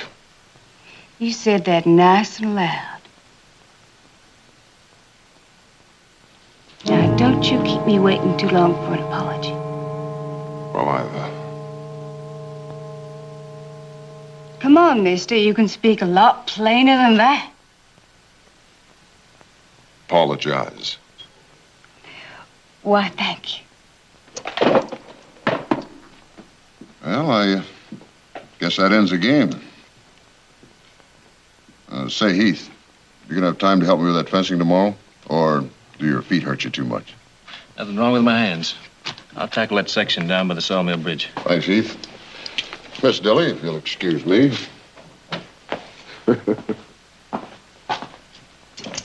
You work for him? No, he's a neighbor. Just helping out. They say God helps them that helps themselves. Pretty hard-hearted, aren't you? As I have to be, when I have to be.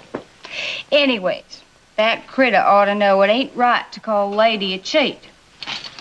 I think he just learned that lesson. I tell you what, Heath. My, that sure is a pretty name. Seeing that I'm the big winner, how about me buying you a drink? No, thanks. I gotta be going. But, when I'm ready, I'll buy you that drink, Mr. Dilly.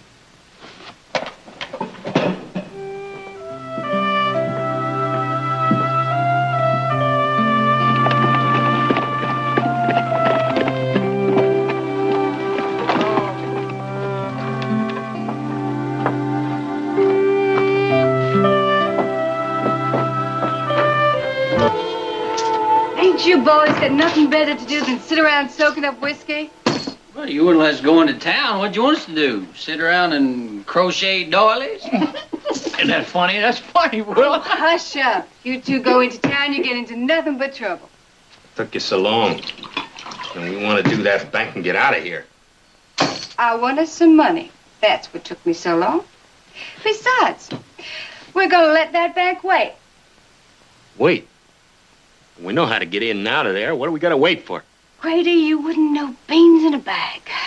You heard the teller blabbing about the Cattlemen's Association making a big deposit on Friday? Yeah, maybe so, but I sure get jumpy having to hang around. Yeah, me too, Dilly. Why don't we just grab that gold like we planned and be on our way? And just forget about the extra money.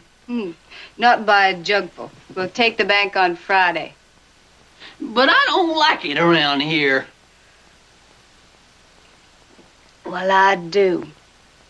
So that settles that.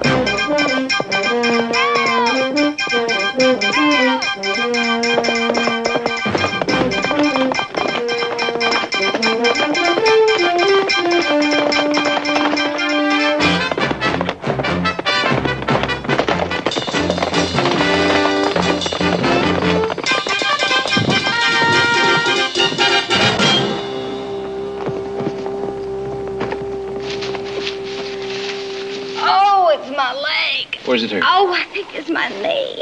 Well, try not to move it. Oh. What happened? Oh, my horse, it just ran off. The horse doesn't look too wild to me. Well, who knows what goes on in a horse's head? Or in a woman's.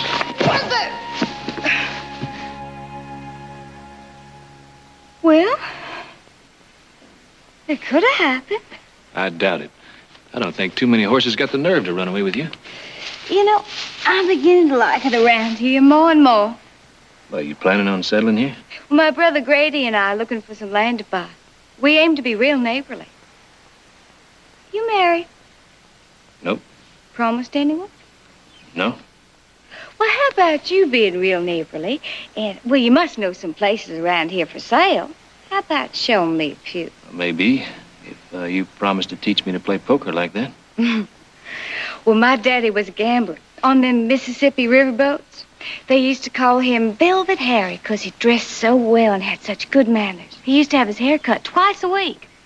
And he sure knew his way around a deck of cards. Well, ever since I was just little Dickens, he used to play with me. I think the first words I ever learned were, ante up, folks. Well, I'll tell you what, Dilly. I was just about ready to finish up here. If you're heading into town, well, I'll buy you that drink now. How would you like a nice lemonade? Lemonade? Why, yes. I think I'd like that.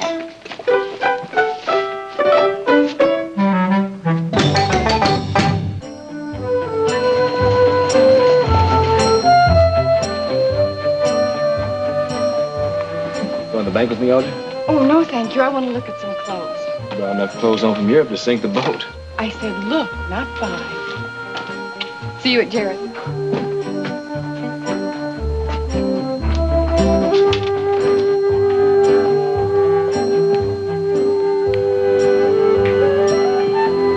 Excuse me. I was just about to try that on. What do you think? I think it's very becoming, but I think it could be straightened a little. Well, maybe you could use some straightening yourself. You did ask me. I wasn't talking about the hat. I was talking about you and Heath. What about us? Who are you? I happen to be a very close acquaintance of his, if you want to know. A close acquaintance? More than a close acquaintance, if you want to know. And I'm telling you, whoever you may be, that you just better keep away from him or you're going to be sorry. I gather you have a romantic interest in him, Miss Shanks. And you gather rightly. Now, look, I don't aim to get ugly about this. It's just that, well, we have an understanding, that's all. I see. Well, you certainly don't have to worry about me, Miss Shanks. I could never be a rival of yours. Glad to hear it. Besides, Heath and I, we plan to see a lot more of each other.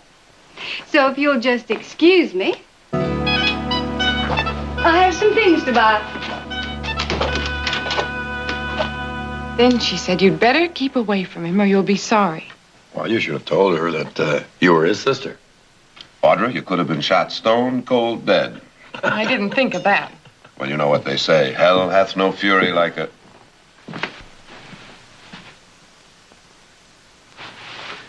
Well, for a minute there, I thought I forgot to put my pants on. Morning. Morning.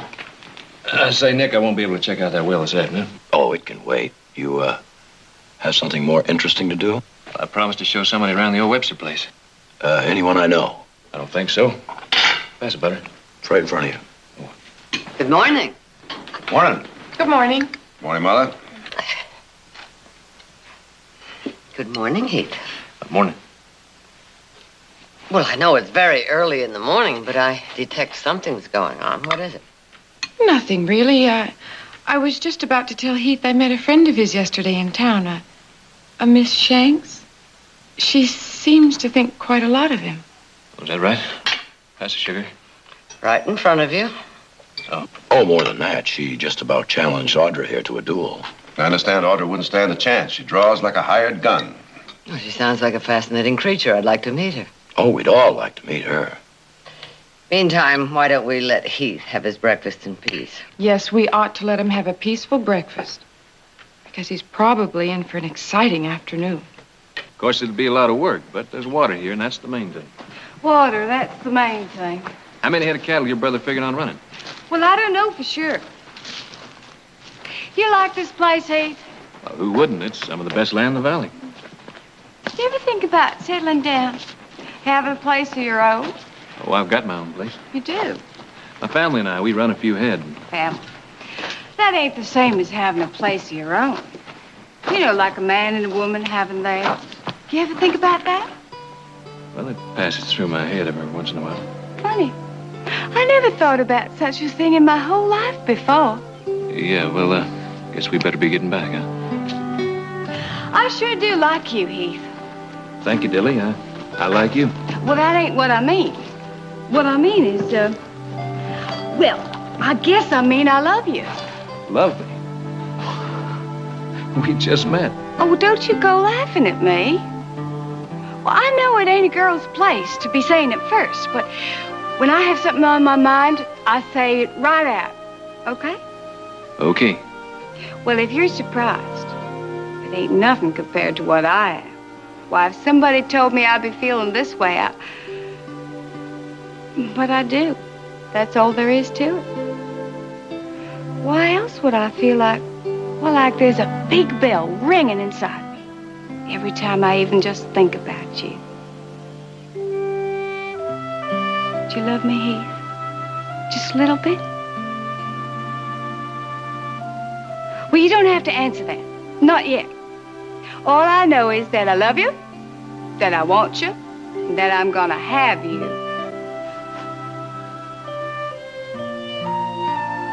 Hey, that wasn't so bad, was it? No, Dilly, that was nice. Well, now you understand how things are. I don't think you understand. When I love a woman, it's got to be in my own time. Why, sure, Heath. Take your time. Take all the time you want. And it's got to be in my own way. And she's just got to let it happen. And I've got to do all the courting. Sure, Heath. You can't help the way you feel, neither. I understand. Let's get back.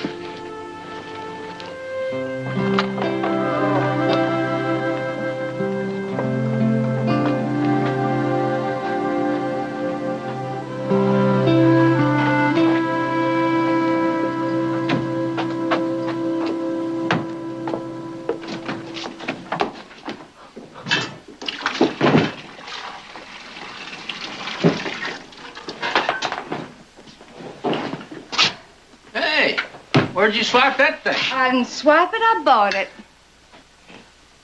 Hey, get your hands off that. I don't want you to mark the trim. What'd you go spend all our money for? You don't need a saddle like that. Besides, it's kind of big for you, ain't it? Quit your bleating. It ain't for me. Well, who's it for, then? A personal friend of mine. Not that it's any of your how-to-do. Hey, just what I've been aiming to do. Take a bath. Well, now, wait a minute. It's my turn now. After me. You figuring on giving this saddle to that big cowboy you've been seeing? You must be pretty sweet on him. You know he was one of them passengers on the stage, don't you? I was wondering where I seen him before. Now, as to whether I am sweet on him or not, what if I am? Oh, well, no one's saying that you can't have your fun, Dilly. You done it before. It's just that, you start getting serious, and that's trouble. That's nothing but trouble. You gotta remember that we got that bank waiting for us, and then we're on our way. Well, I guess this is as good a time as any to tell you. I'm staying in Stockton. And what kind of talk is that? Dilly, what are you going to do in Stockton over by yourself? That's just plain dumb. It ain't so dumb to own your own ranch. There's a place around here I can get reasonable. Besides, I'm getting married soon. You? Married? That's pretty good. Did he ask you? Just about. Well, he ain't the type that goes around passing out proposals to every girl he meets. But he's just as good as told me that we'll be getting married soon. You know that there ain't no cowboy makes enough money to keep a wife, especially one like you. He's got some land of his own and a few head. That, on top of what I intend to buy for us, do pretty good. Well, let me see now. You plan on settling down and working a few acres of land and running a few head and living happily ever after, huh? You just called the turn, Grady. Me and Heath, we're gonna settle down, work the spread, put in a few saddle stock, and the best breed of cattle. And I'm gonna have my own garden just outside the kitchen. But naturally, someday, we'll have a few children, 5 or 6. And they'll work right alongside their daddy. Can we come see you? Sure, but I don't want you hanging around too long. That is nice. That's nice. That's real pretty. But where you gonna get the money for this ranch? From my share of the bank on Friday. That's still on. I'm going with you. It's just gonna be my last time, that's all. Then you boys are gonna be out on your own. Let's us get out of here and give her a little privacy.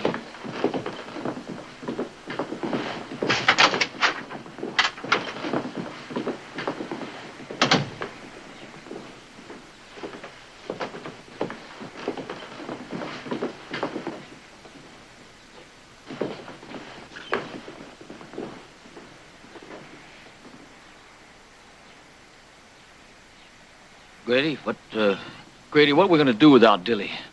And you know she's the one who does all the figuring. There ain't no reason why we can't do all right without her. You think that you're fooling yourself? We ain't nothing without her. You know it. Maybe she'll let me come stay with her when she gets married. She ain't getting married. Well, Grady, you heard what she said. I said she ain't getting married.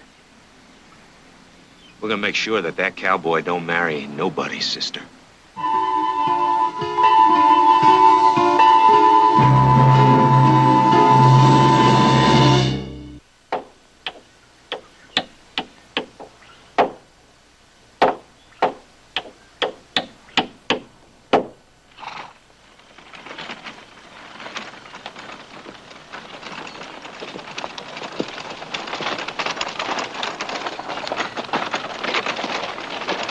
Hoping to find you here. Ma, you sure put in a hard day's work. My daddy always says a man works from sun up to sundown. There's a man you can trust with your life. Your father said that? Oh, he lived by it, too. Had to, being the boss of a lumber company. I guess that was before he became a riverboat gambler. I never could remember which one was first. Come here. How you like the saddle, Heath? Well, that's probably the fanciest saddle I ever saw in my life. It's yours. Dilly, I can't accept this. Well, why not? That rig of yours is all worn out. Well, that's not it. A girl giving a man an expensive gift like that, well, it just isn't right. Well, I don't see why not. You care for somebody. You just naturally want to give them things. Dilly, if anyone around here is going to be given presents, it's going to be me. You want to repay me for it? You can take me out to dinner. And I do mean dinner. Let's see, steaks, wine, lots of them fancy little cakes. Dilly, this saddle's worth 1,000 dinners. You just talked me into it. 1,000 dinners, starting tonight. Dilly. Dilly, there are a few things we got to talk about. Later, after dinner. Come on.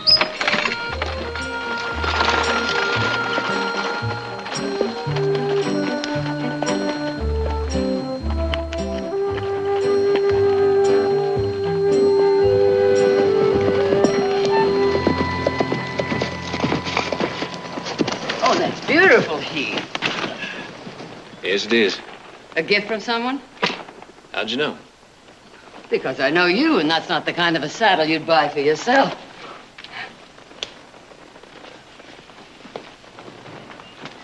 From Dilly? Yeah. Well, she must think an awful lot of you. I guess so. And you, Heath? She's not like any girl I ever met, Mother. She's one of a kind. I've heard stories. Well, they're true. She's as ladylike as a rebel yell. She gambles. She chases a man instead of the other way around. She says exactly what she feels. I guess you might say she's like a little girl. Just plumb full of surprises. You never know what she's going to do next. But when I'm with her, I don't know. I feel like smiling all the time.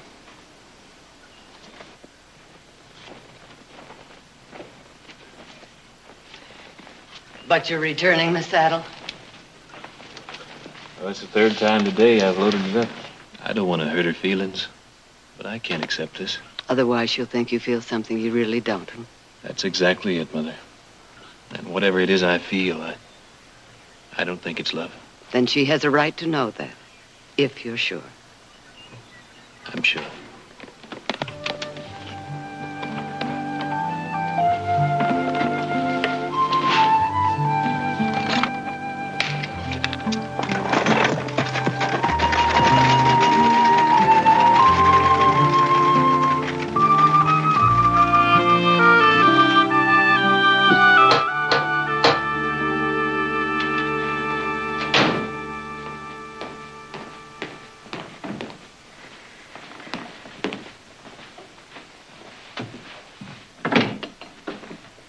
Is this the Heath Barkley Ranch? This is the Barkley Ranch, miss.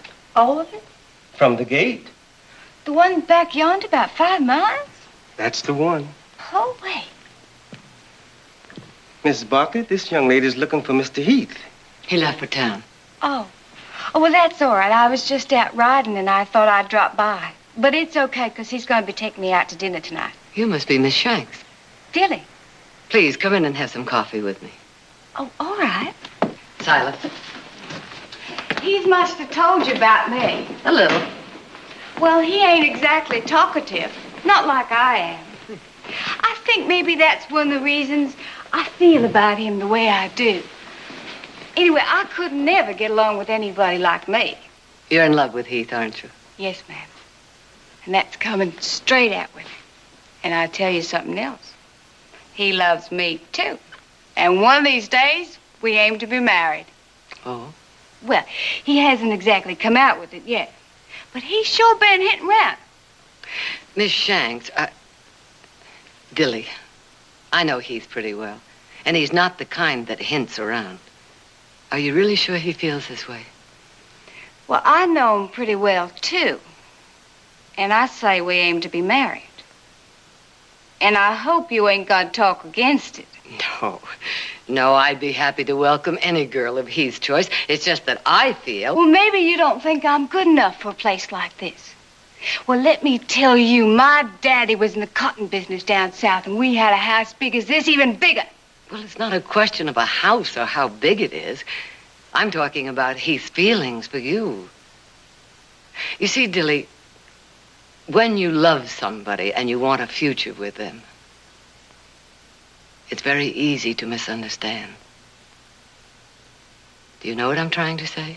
I know what you're talking about. I ain't that green. You just don't take to me. Well, that's plain. But it ain't gonna stop us. No, Dilly, no, you're mistaken. You pick a fight with me, Mrs. Barkley, and you're gonna lose. And maybe even get hurt in the bargain.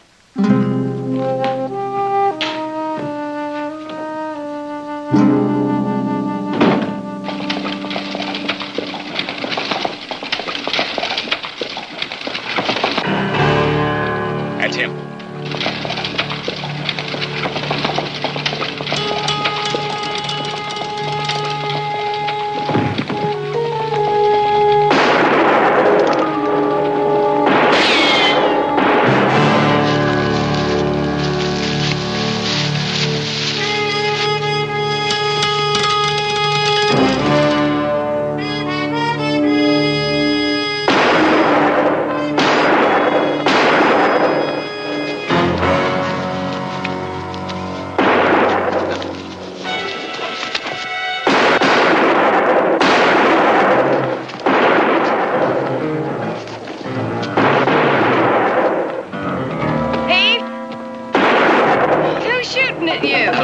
Back where you came from.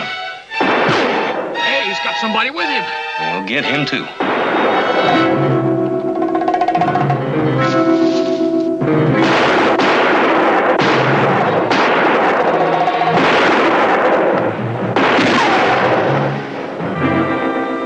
Hey, that's Dilly. We'll talk get him out of here now.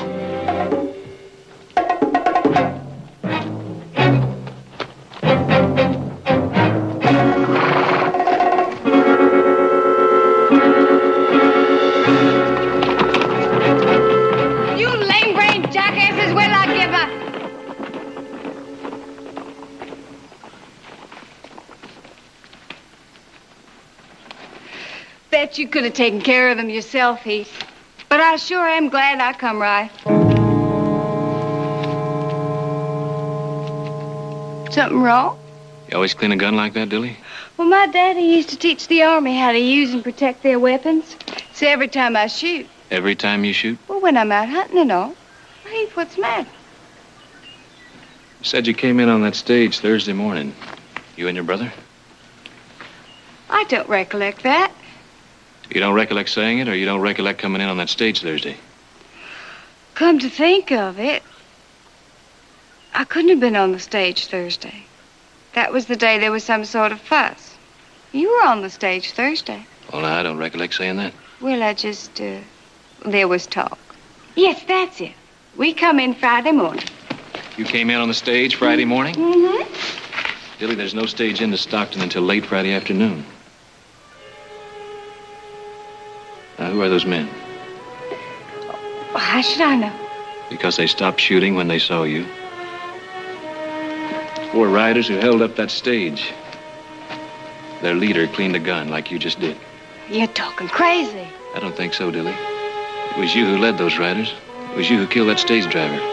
Now, those men, who are they?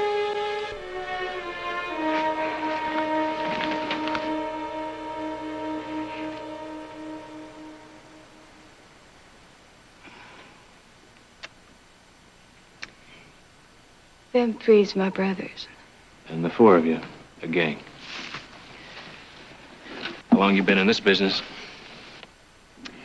Ever since we found out farming the Hard Rock Farm was as good as being dead. So you took up robbing and killing people? That's right. We did. I've been all over, seen plenty, had exciting times, and I liked it. That's the truth. I did like it. I guess we just weren't the type to sit on a Hard Rock farm and without a dime in our pockets. So to put a dime in your pockets, your brothers are ready to kill for $6.20. That's exactly what I've got on me. That ain't why they bushwhacked you. They tried to kill you because of me. I told them that we were getting married. Married? How could you tell them that? You know that's not true. But you don't understand, Heath. I'm giving up all that wild stuff. I'm gonna settle down and make you a good wife. Tilly, just because you want something, that doesn't mean that's the way things are. Well, what about the Webster place? You said you liked it, and you said you want to settle down someday and be married. Nobody'd try and make you a better wife than me, Heath. I swear it. Besides, I never met anybody like you before. I'd do anything for you. I'm so in love with you. Dilly, I'm not in love with you. And even if I could be, that changes everything. Can't you see that? Sure you're not in love with me. Rich folks never take to anybody but their own kind. I seen that big house of yours and that fancy butler. What would you want with plain folks like me? Dilly, I saw you kill a man. Forget that. I don't think I could. Well, I help you forget it, Heath. Heath, I've changed. I know I have. I'd do anything in the world for you. I'd be anything. Please help me, Heath.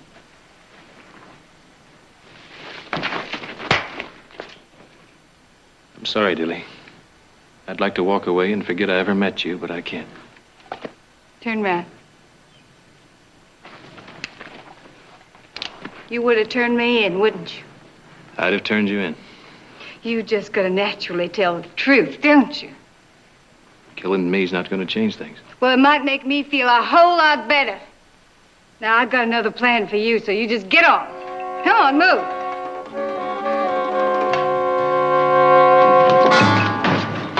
Time up, Will.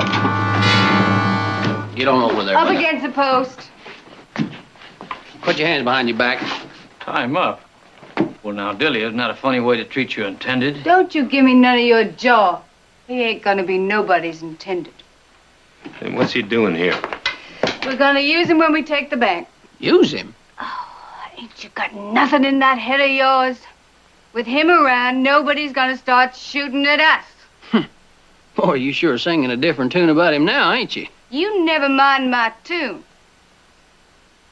He tried to make a fool out of me, and I don't take that off nobody. Tried to.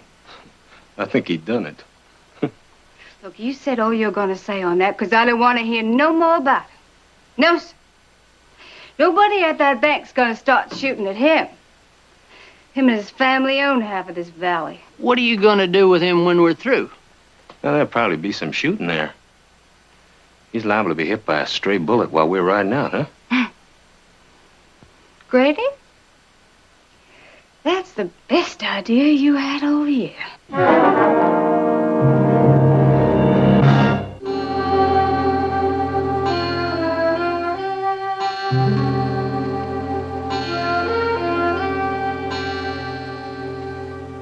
Well, I sure didn't expect him home early. From what I saw of Dilly, saying goodnight's not going to be that easy. Pretty girl, full moon shining down. Could have just changed his mind, you know.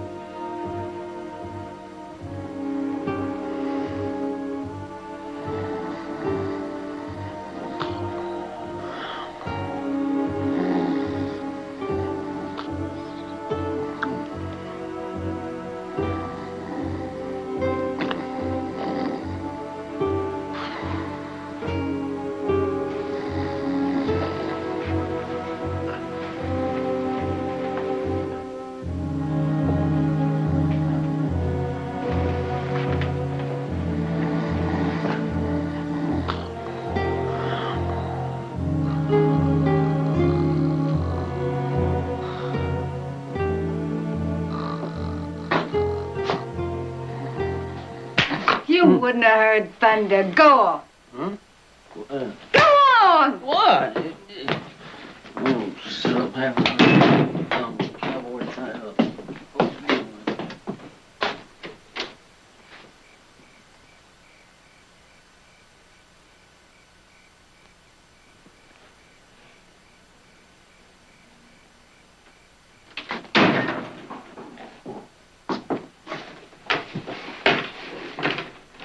You know, this is plain crazy, Dilly. I know that bank. It's too well guarded. You'll never get away with it. Well, if you'd loved me like I loved you, none of this would have happened. I can't help the way I feel. Well, you never gave it a chance. I know I've done some bad things. I ain't saying anything different. But I got some good in me, Heath. I know I do. If you'd just taken to me, all that good would have come pouring out. You wouldn't have noticed anything else. It just doesn't work that way, Dilly. Well, that's all you can say, ain't it? Well, I wouldn't take your love now if you offered it to me on a silver tray. Trouble with you is you don't know what a woman is. A real woman, like me. I know you're a real woman, Dilly. You don't know nothing. You ever been kissed like this?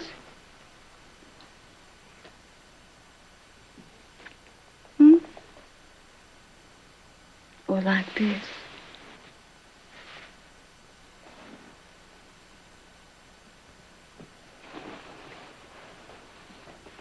All right, Dilly. We're getting out of here right now.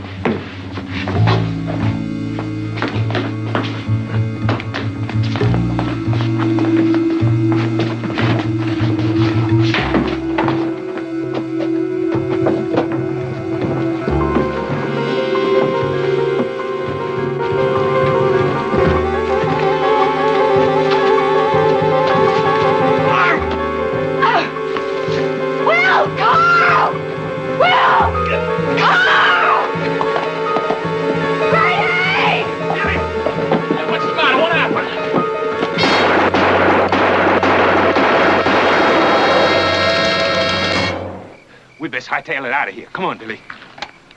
Oh, Dilly, he wasn't worth it. I'm glad it's over. It ain't over yet. Dilly! Not until I give him one last thing to remember me by. But he's gone. Dilly, he's got our fastest horse, and we can't catch him in the dark. The ranch is there. It hasn't moved. Mr. Heath Barkley won't be so high and mighty with that fancy house of his a pile of ashes. You mean burn him out? Right down to the ground.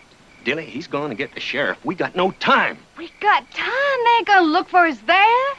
Now, look, you don't want to come along. You get your own self out of this fix. Well, we best be fast about it then. Come on.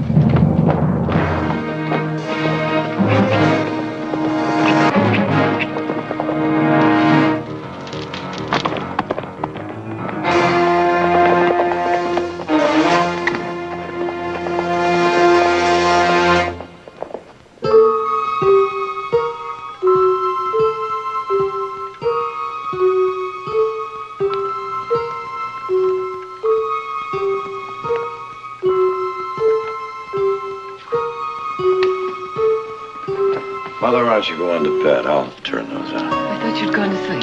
No, I felt a little restless, so I thought I'd do some work on the payroll. Good night. Good night.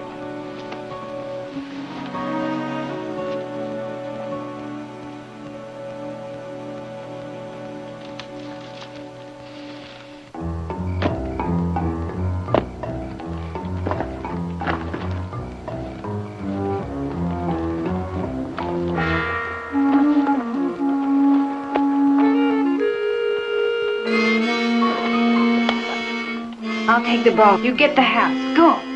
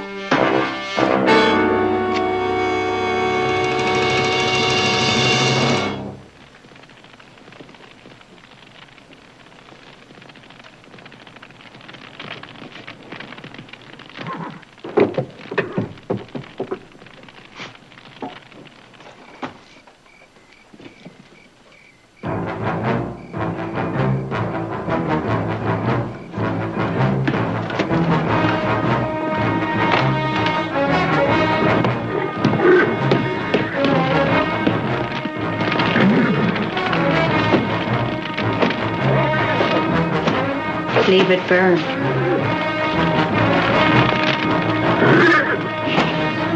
I said leave it.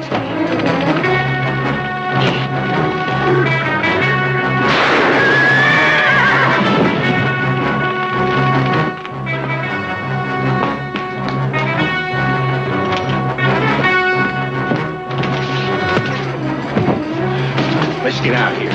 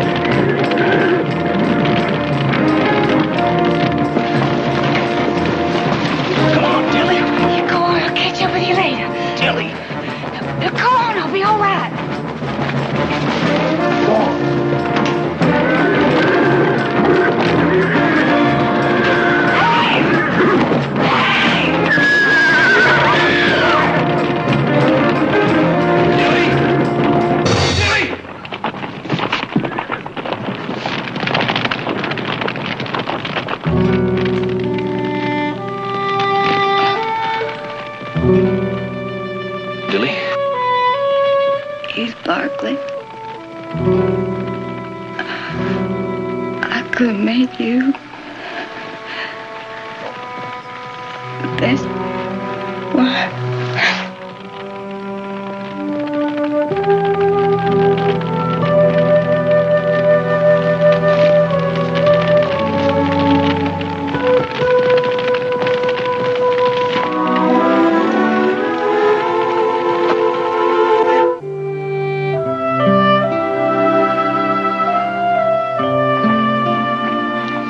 I just talked to the sheriff. He caught Dilly's brothers. I didn't think they'd make it without her. Well, perhaps Dilly would have made it if she hadn't come back for you. Never did get around to returning the saddle. Why didn't you? I don't know. So you going for a ride? Mm-hmm. You know, I got 100 things to do, but mind if I go along? I was just about to ask you.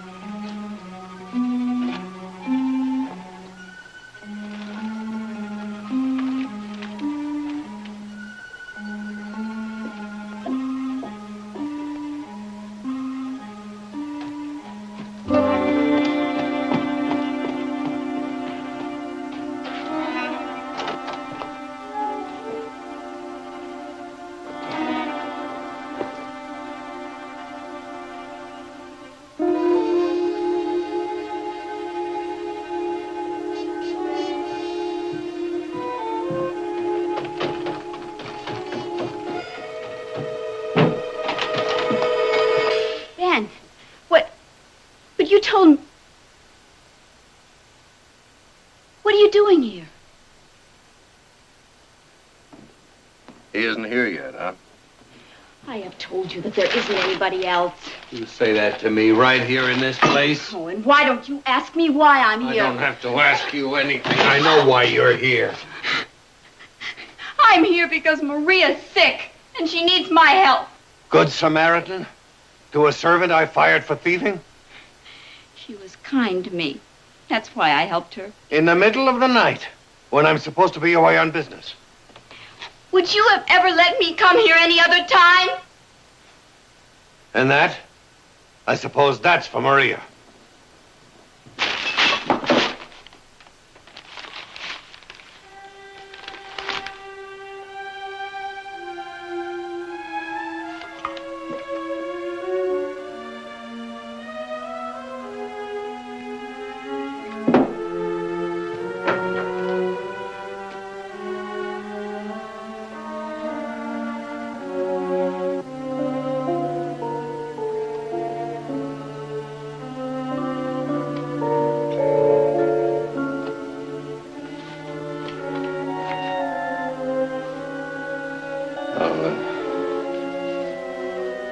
take you home?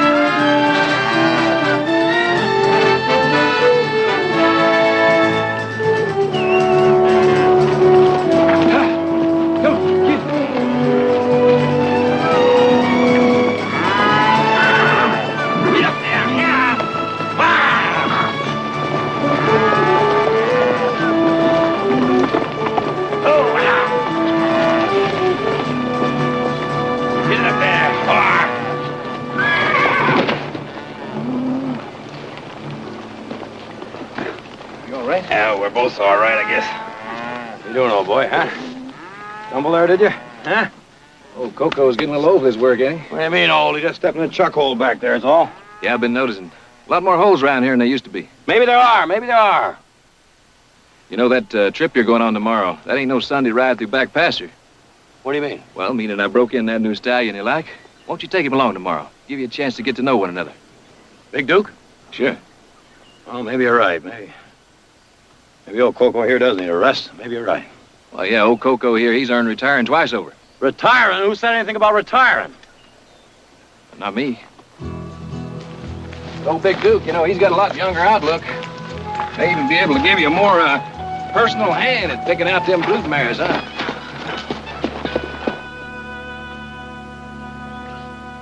Well, he's all ready for you, Nick. Who's that? Big Duke. He's all saddled and ready to go. Big Duke, what's the matter with Coco? Is he Nothing's the matter with Coco. He's fine, just fine. He just needs a little rest, that's all. How old's he getting to be now? I wouldn't know, but he's not as ancient as you seem to think he is. He's 22. At least I remember seeing a picture of the two of you when you were both skinny, Coco. You remember? I remember. First 2 months, he used to throw me twice a day. Well, he's about holding to that average now. Now, wait a minute, Heath. What happened yesterday was an accident. I told you that. He stepped in a chuck hole. I know Coco. A man grows up with his horse. He knows that animal. Besides, old Coco will be cutting cattle long after this Big Duke of yours is in a rocking chair. Well, Nick, I know how hard it's going to be for you to have to put him out to pasture, but... Pasture? Who said anything about pasture? Besides, I've got to go across the desert. No Coco can smell out water better than any camel. So you can take your Big Duke and unsaddle him and, well, whatever. I'll be back in a couple of days, Mother. Talk about stubborn.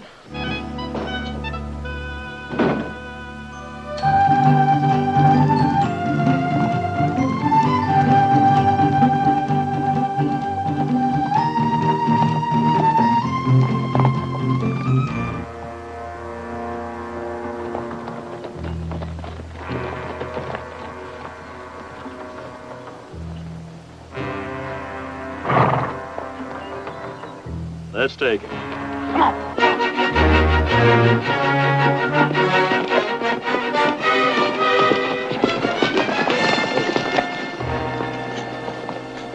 Drop your gun, Bill. You make much of a living this way, mister? Just do what I say.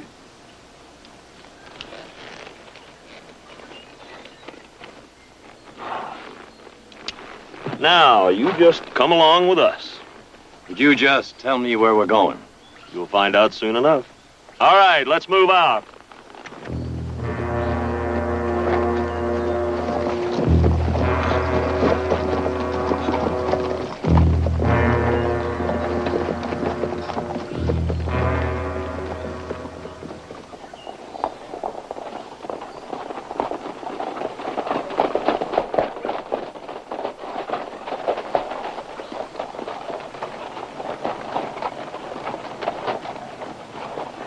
Get down. Say you're making a pretty big mistake, mister. No, I think you've made one.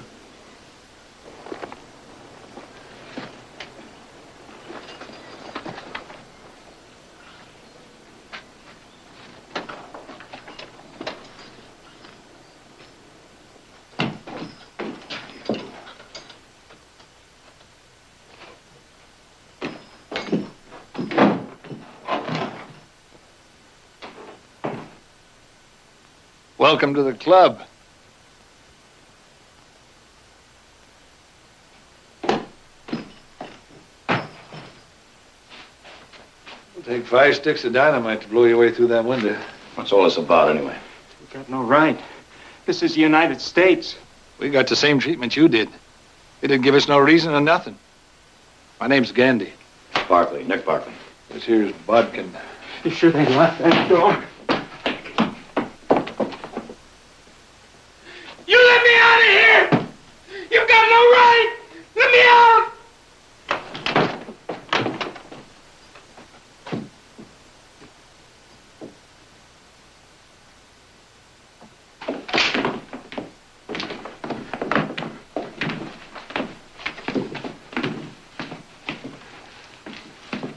You're making some kind of mistake, mister. I ain't done you no harm. I think it best you explain all this. This one, I would think. Well, the Apache could find out for sure soon enough. What's your name? What's yours? I'm Ben Dawes. I own this country about as far as your eye can see. And the people who live on it, mostly. Mr. Dawes, I was just riding through here, minding my own business, and all I want to do is just keep on going. Take a look out that window. Oh, go on.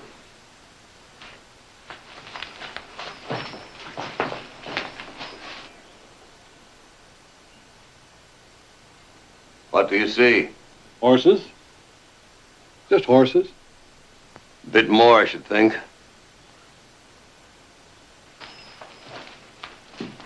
They all have white manes. Exactly. So? Last night, I almost caught a man riding such a horse. He had been with my wife. Your wife? Today, my men searched the valley and the town. There are 3 men riding horses with white manes. Look at me. I'm no ladies' man. You can see for yourself.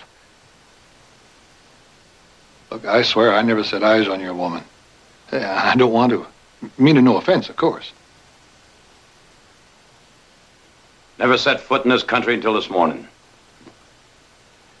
All innocent. But one of you's him.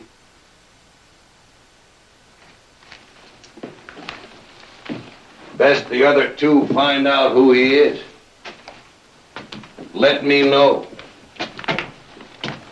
And if we don't? When the sun tops the mountains tomorrow, you'll all hang together. You'll never get away with it. I will.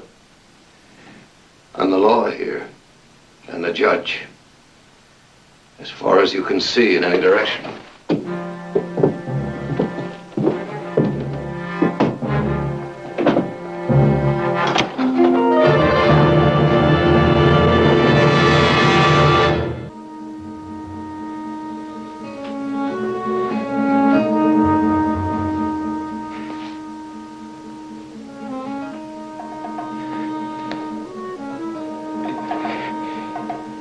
It's you, isn't it?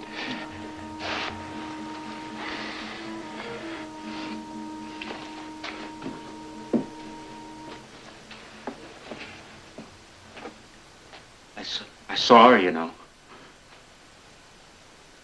What? When they brought me in. She was standing in the window in the house. Yeah? What does she look like? She's something, all right. Yeah? Like one of them China dolls. All soft, white, silk, lace. No wonder that old man is out to hang somebody. What makes you think it's him? Huh? Look at him. Young. Good looking. I sure ain't no lady killer. Neither are you. Getting right down to it.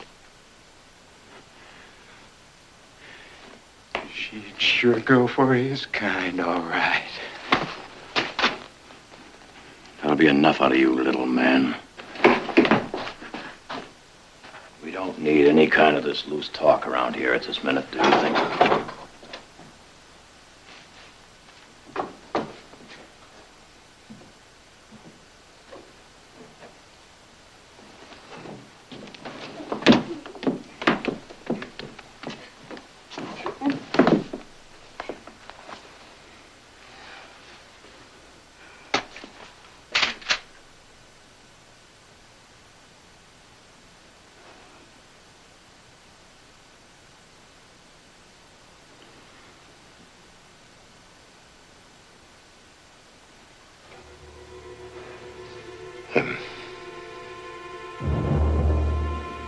No, it was not him.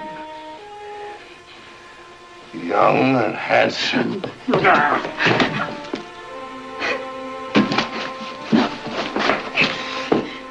Did you find it pleasant?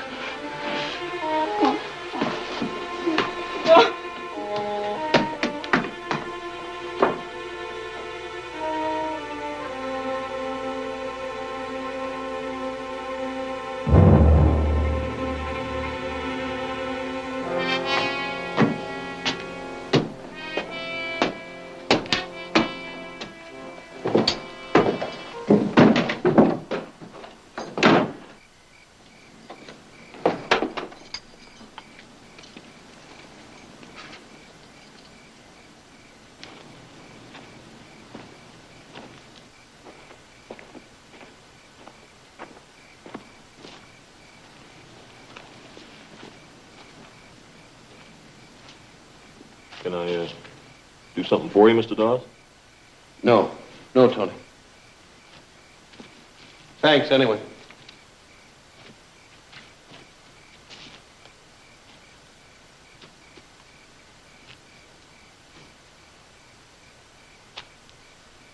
Beautiful tonight. It's almost like daylight. Yeah.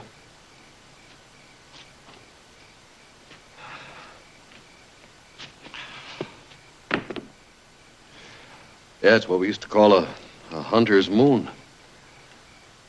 Enough light, proper season, the right prey. You really gonna go through with it, Mr. Dawes? I have to. When? Daybreak.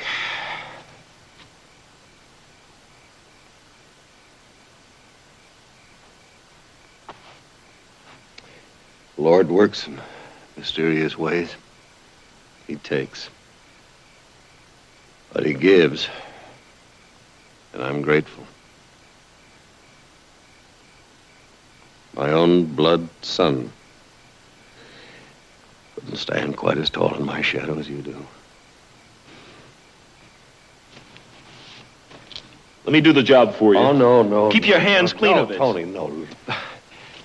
Look, all that out there is all going to be yours one day to make something out of it. That'll be your job. That back there's mine, and mine alone.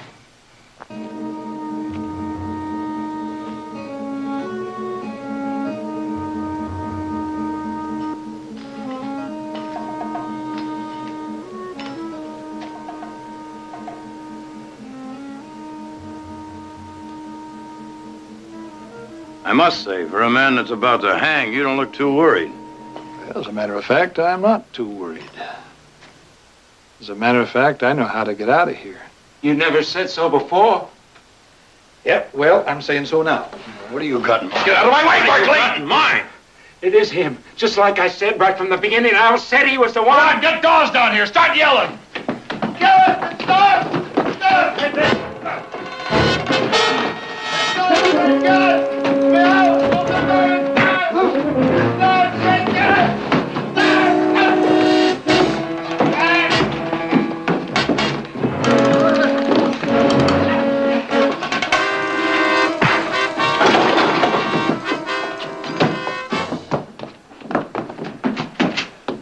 There's your man, Mr. Dawes. He said so himself. That's right. That's right. I heard him. You're lying.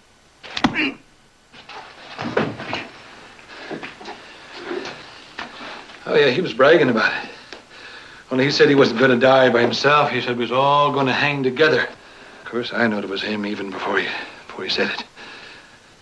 The way they looked at each other when she was down there. Of course, you saw that all yourself, Mr. Dawes. You saw them together. Well, there's your man. It figured to be like that. Get these two on their horses and get them out of here.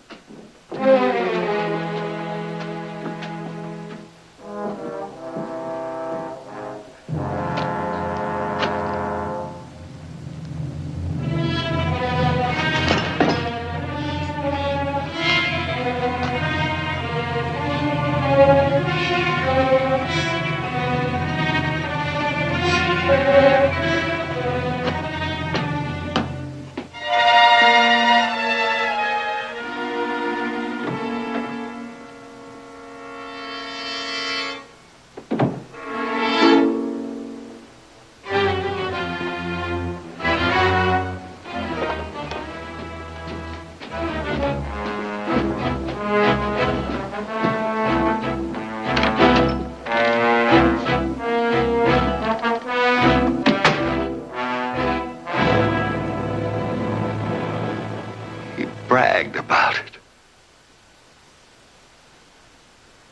I let the others go. But they're all innocent because I'm innocent.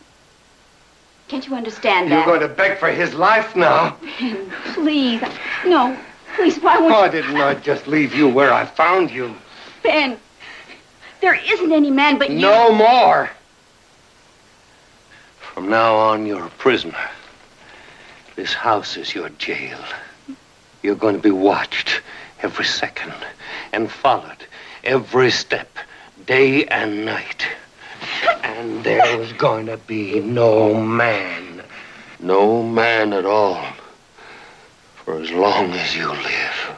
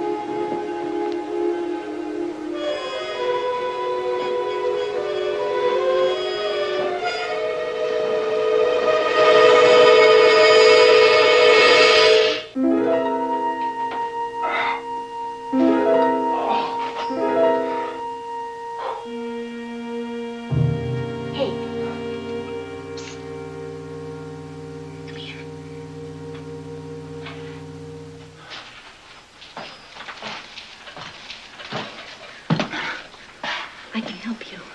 How? My husband's a madman, and well, you saw how he was, and he's going to kill both of us. All right, just get me out of the cell here. But will you help me? All right, all right. I know the way out. Will you take me with you?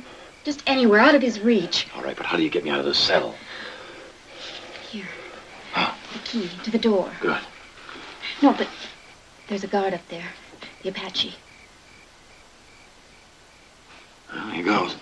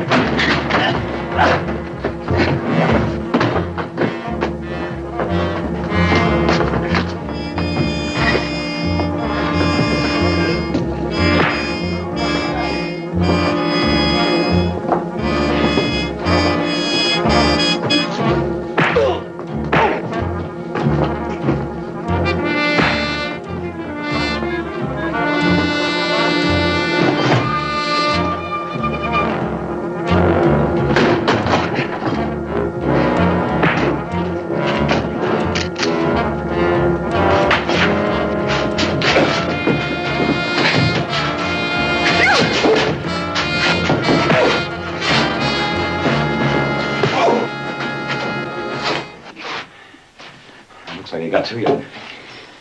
No. Let me take a look at it. Well, it's only a scratch. Looks pretty deep to me. Come on, hurry. We've got to go. Take it easy. All right. Come on.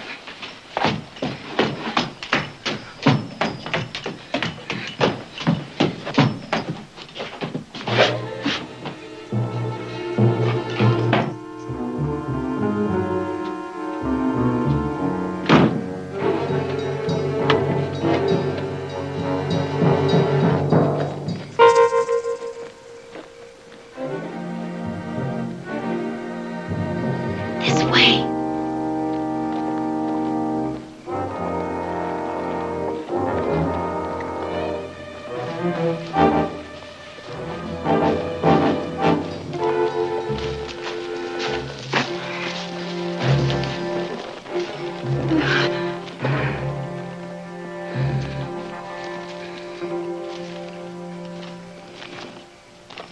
Looks to me like you're the doctor. Is there one close?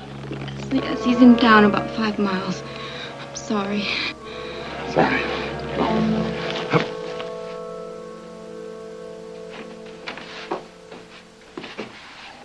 Miss Dawes, come in.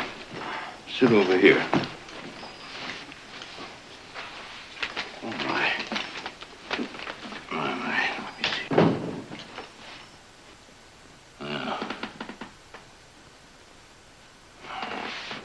It's a nice, clean wound.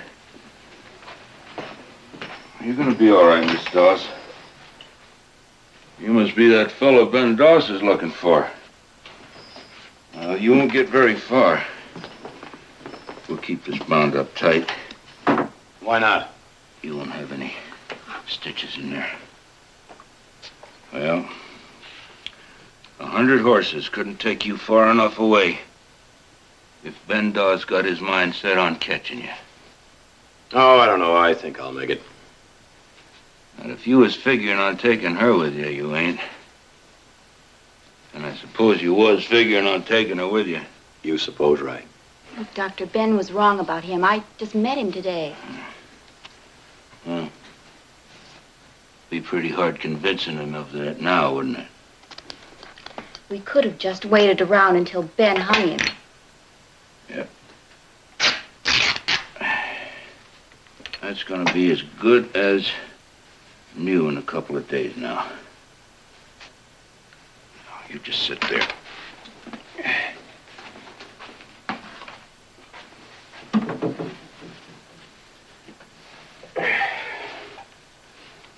Hey, you drink some of this. Make you feel better.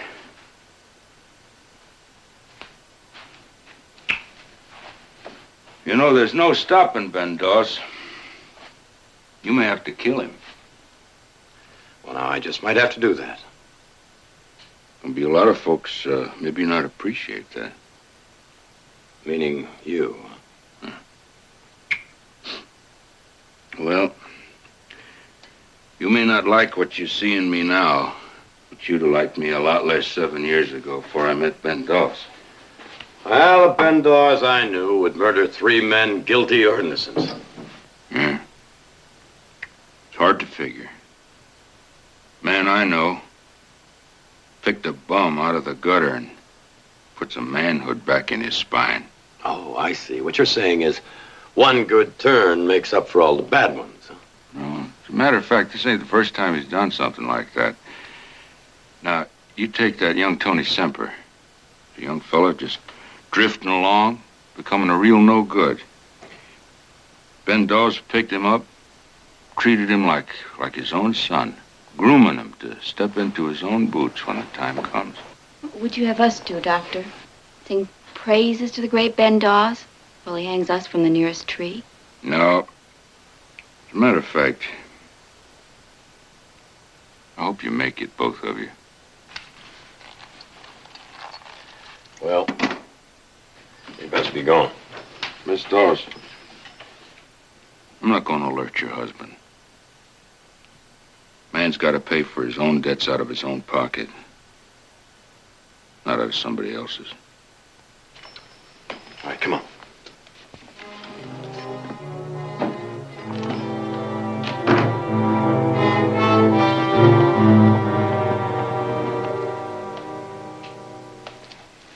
One of them was cut, sure enough. Just the beginning of their suffering, boy. You know, I never really believed it, Mr. Dawes. I never believed she was guilty, but she helped him escape. She even went off with it. Just tell the boys it's $100 to the man who kills Barkley.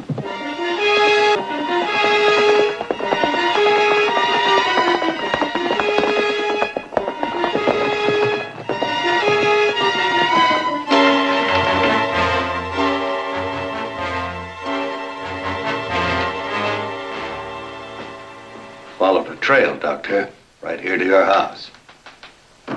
You had visitors during the night? I did, sir. My wife was one of them. She was hurt. I fixed a cut on her arm.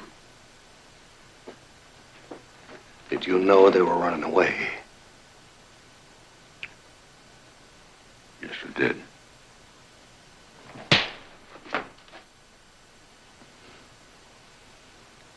Thank you for that, Ben. I won't have to feel sorry for you anymore.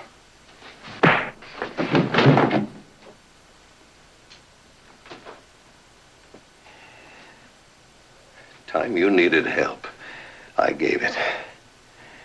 And when you had no friends, I became one. And now, when I get back, I want you gone out of this valley. You understand me? I'll be gone, Mr. Dawes.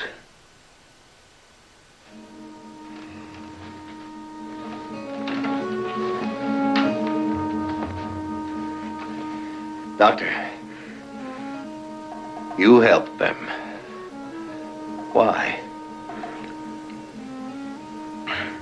Because I'm a doctor, not a judge. I'm a man. I'm not some kind of a god.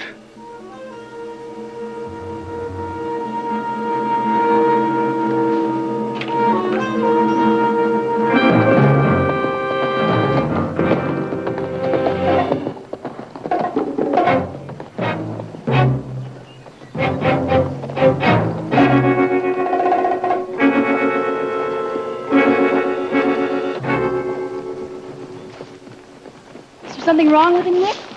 Oh, Coco here needs a little rest.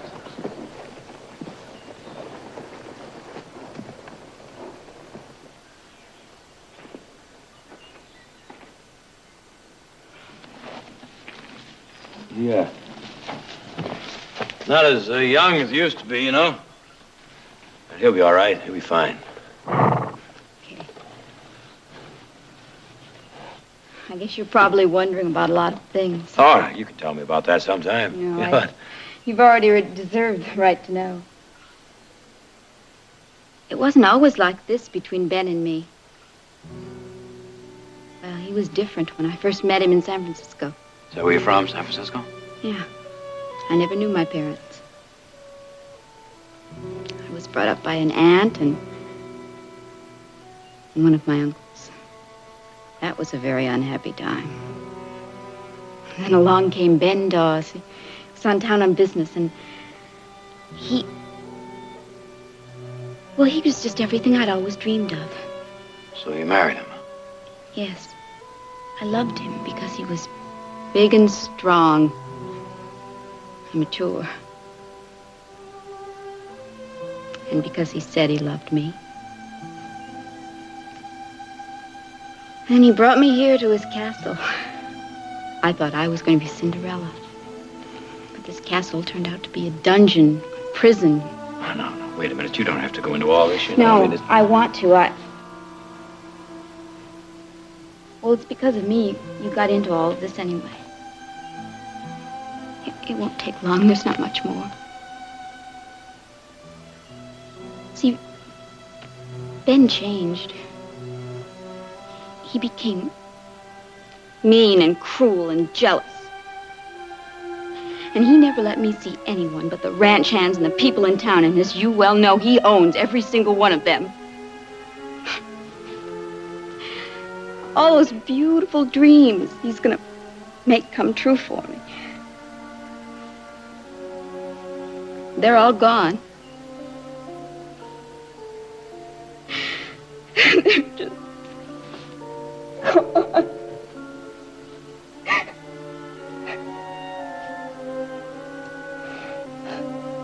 go on. I'm sorry. Now, wait a minute. You know, if we expect to get anywhere, we better get going before sunset, don't you think?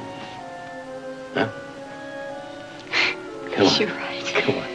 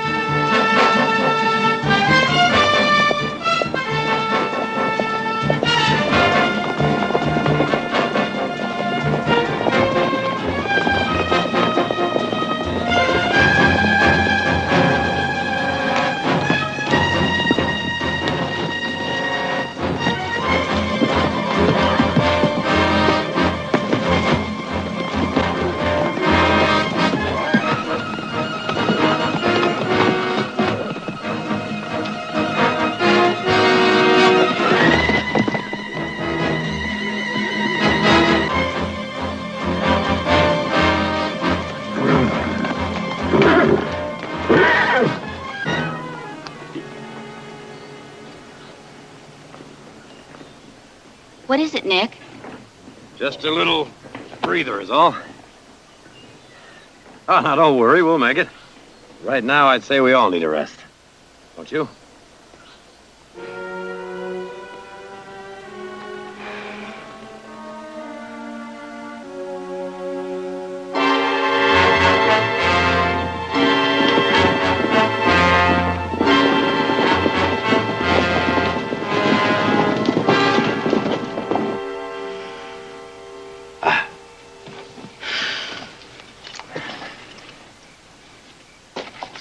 I guess I'm not very much help, am I?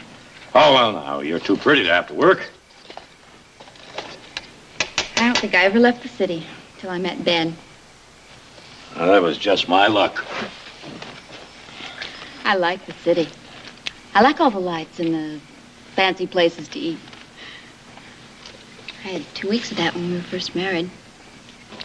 It's all still there, you know. No. I think it's too late now. Oh, no. You know what they say, it's never too late.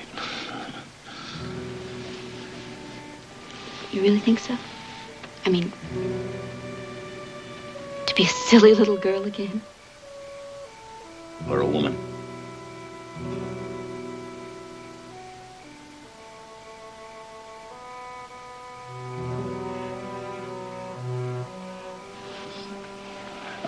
I think maybe those beans are just about ready. You better dive in there.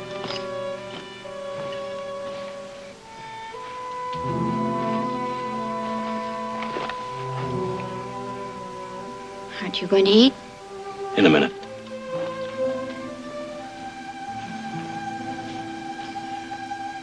I just shouldn't have brought old Coco along on this trip. Guess he's just a little bit too old for all this. How bad is he, Nick? Well, I'd say he's you'll never get within 10 miles of that pony of yours.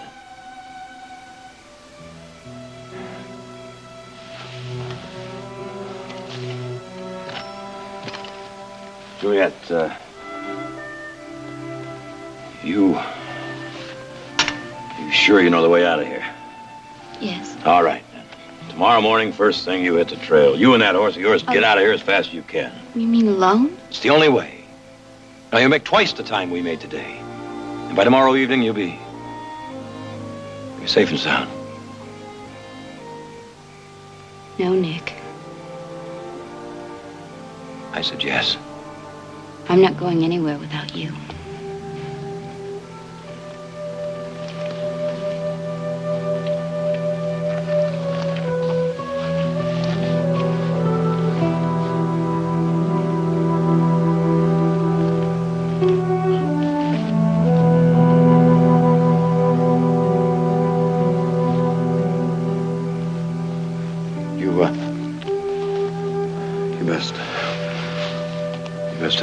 beans. You got a long day tomorrow. You're gonna need a lot of strength.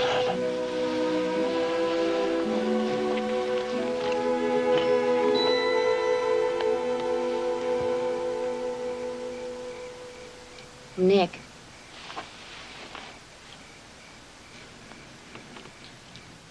The answer's still no.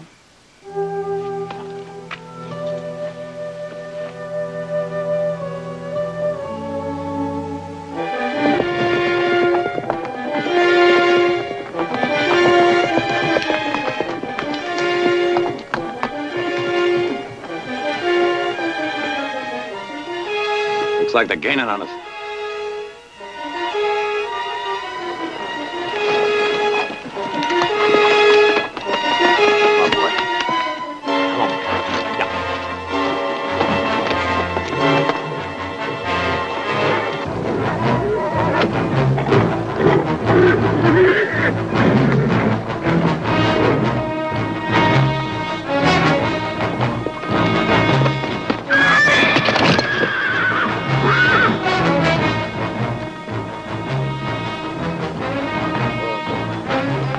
Easy, old fella.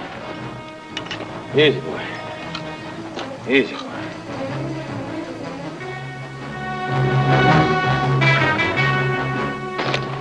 What's the matter, Colt?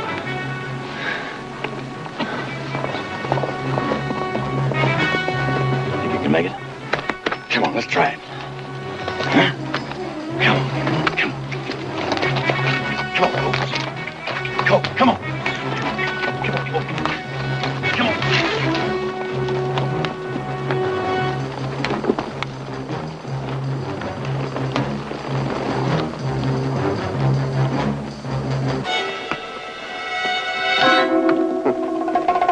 Leading them a fool's climb. I know a shorter way around to that top.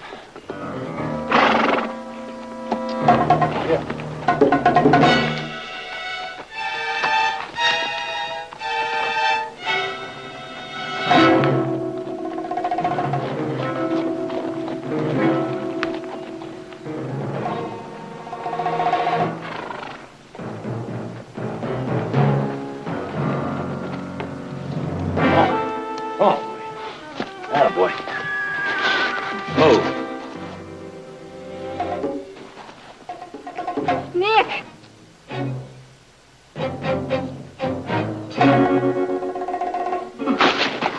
My horse fell. I see.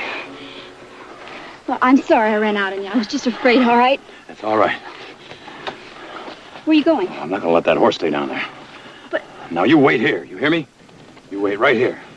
All right, but hurry back.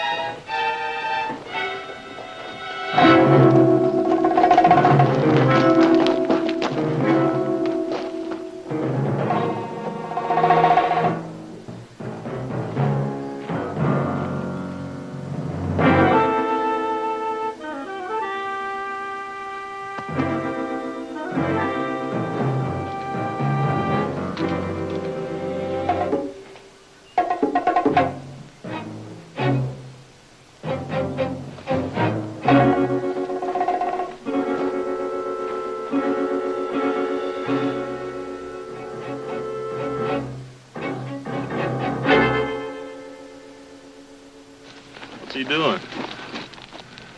An act of mercy.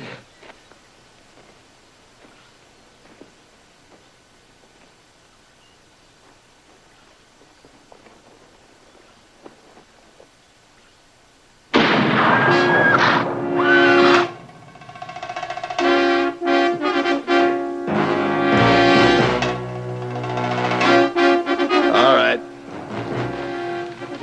I want him dead.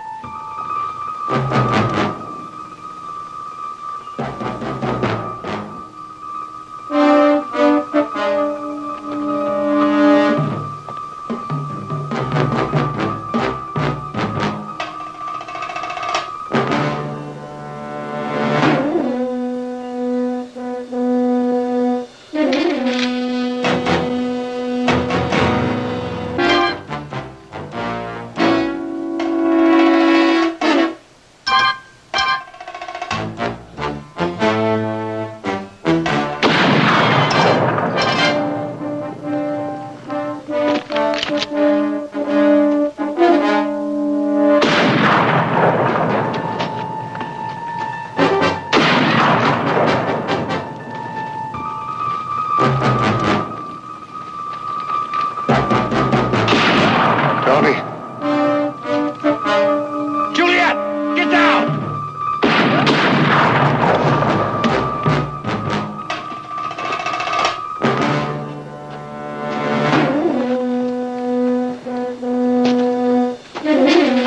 Bravo!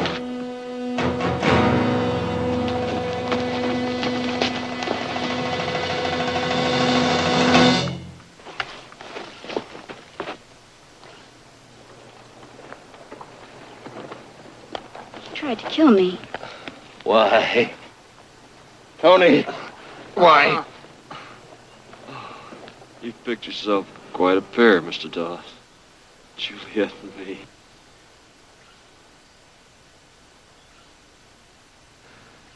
With her dead, you'd never have known. It was her idea. The house in town, the medicine, in case you ever found out. She's a clever girl, Juliet. Tony. Tony, not you. It was me and her all the time.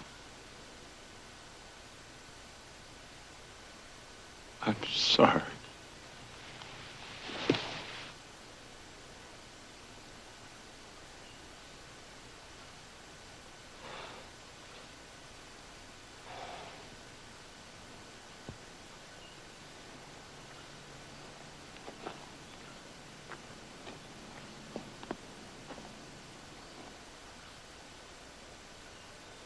Now you tell me about the horse with the white mane. That was your own horse. Tony rode him that night. We always used to ride him. Oh, Ben, you're getting old. You don't remember things very good anymore. And you don't see things very good anymore either. You hear me? You're an old man.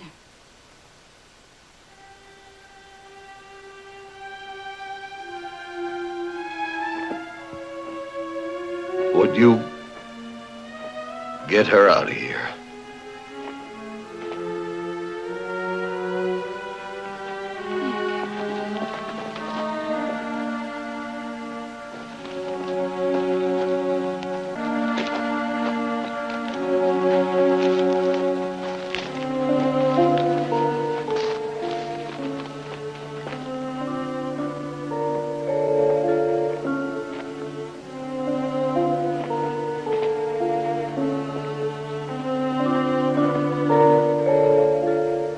Thank you for not letting her horse suffer.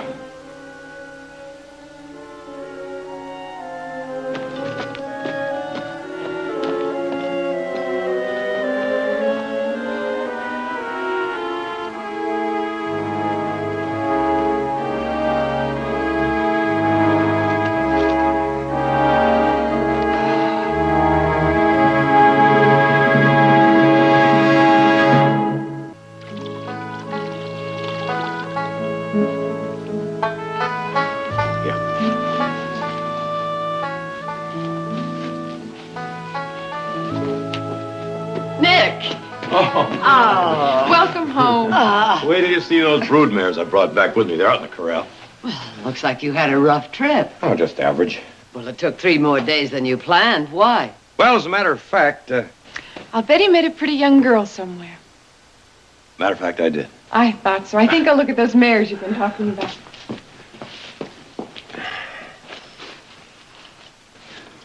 Well, I imagine you'll tell us all about it. That is when you feel like it. Well, as soon as I get old Coco here bedded down, he had such a time chasing down them brood mares, he's just a little bit done in. What about Coco? Well, he'll be staying here for a while. No more long, hard rides, just a lot of good rest. I guess sometimes the best way to hold on to something is to let it go. what I mean? Yes, Nick. I know.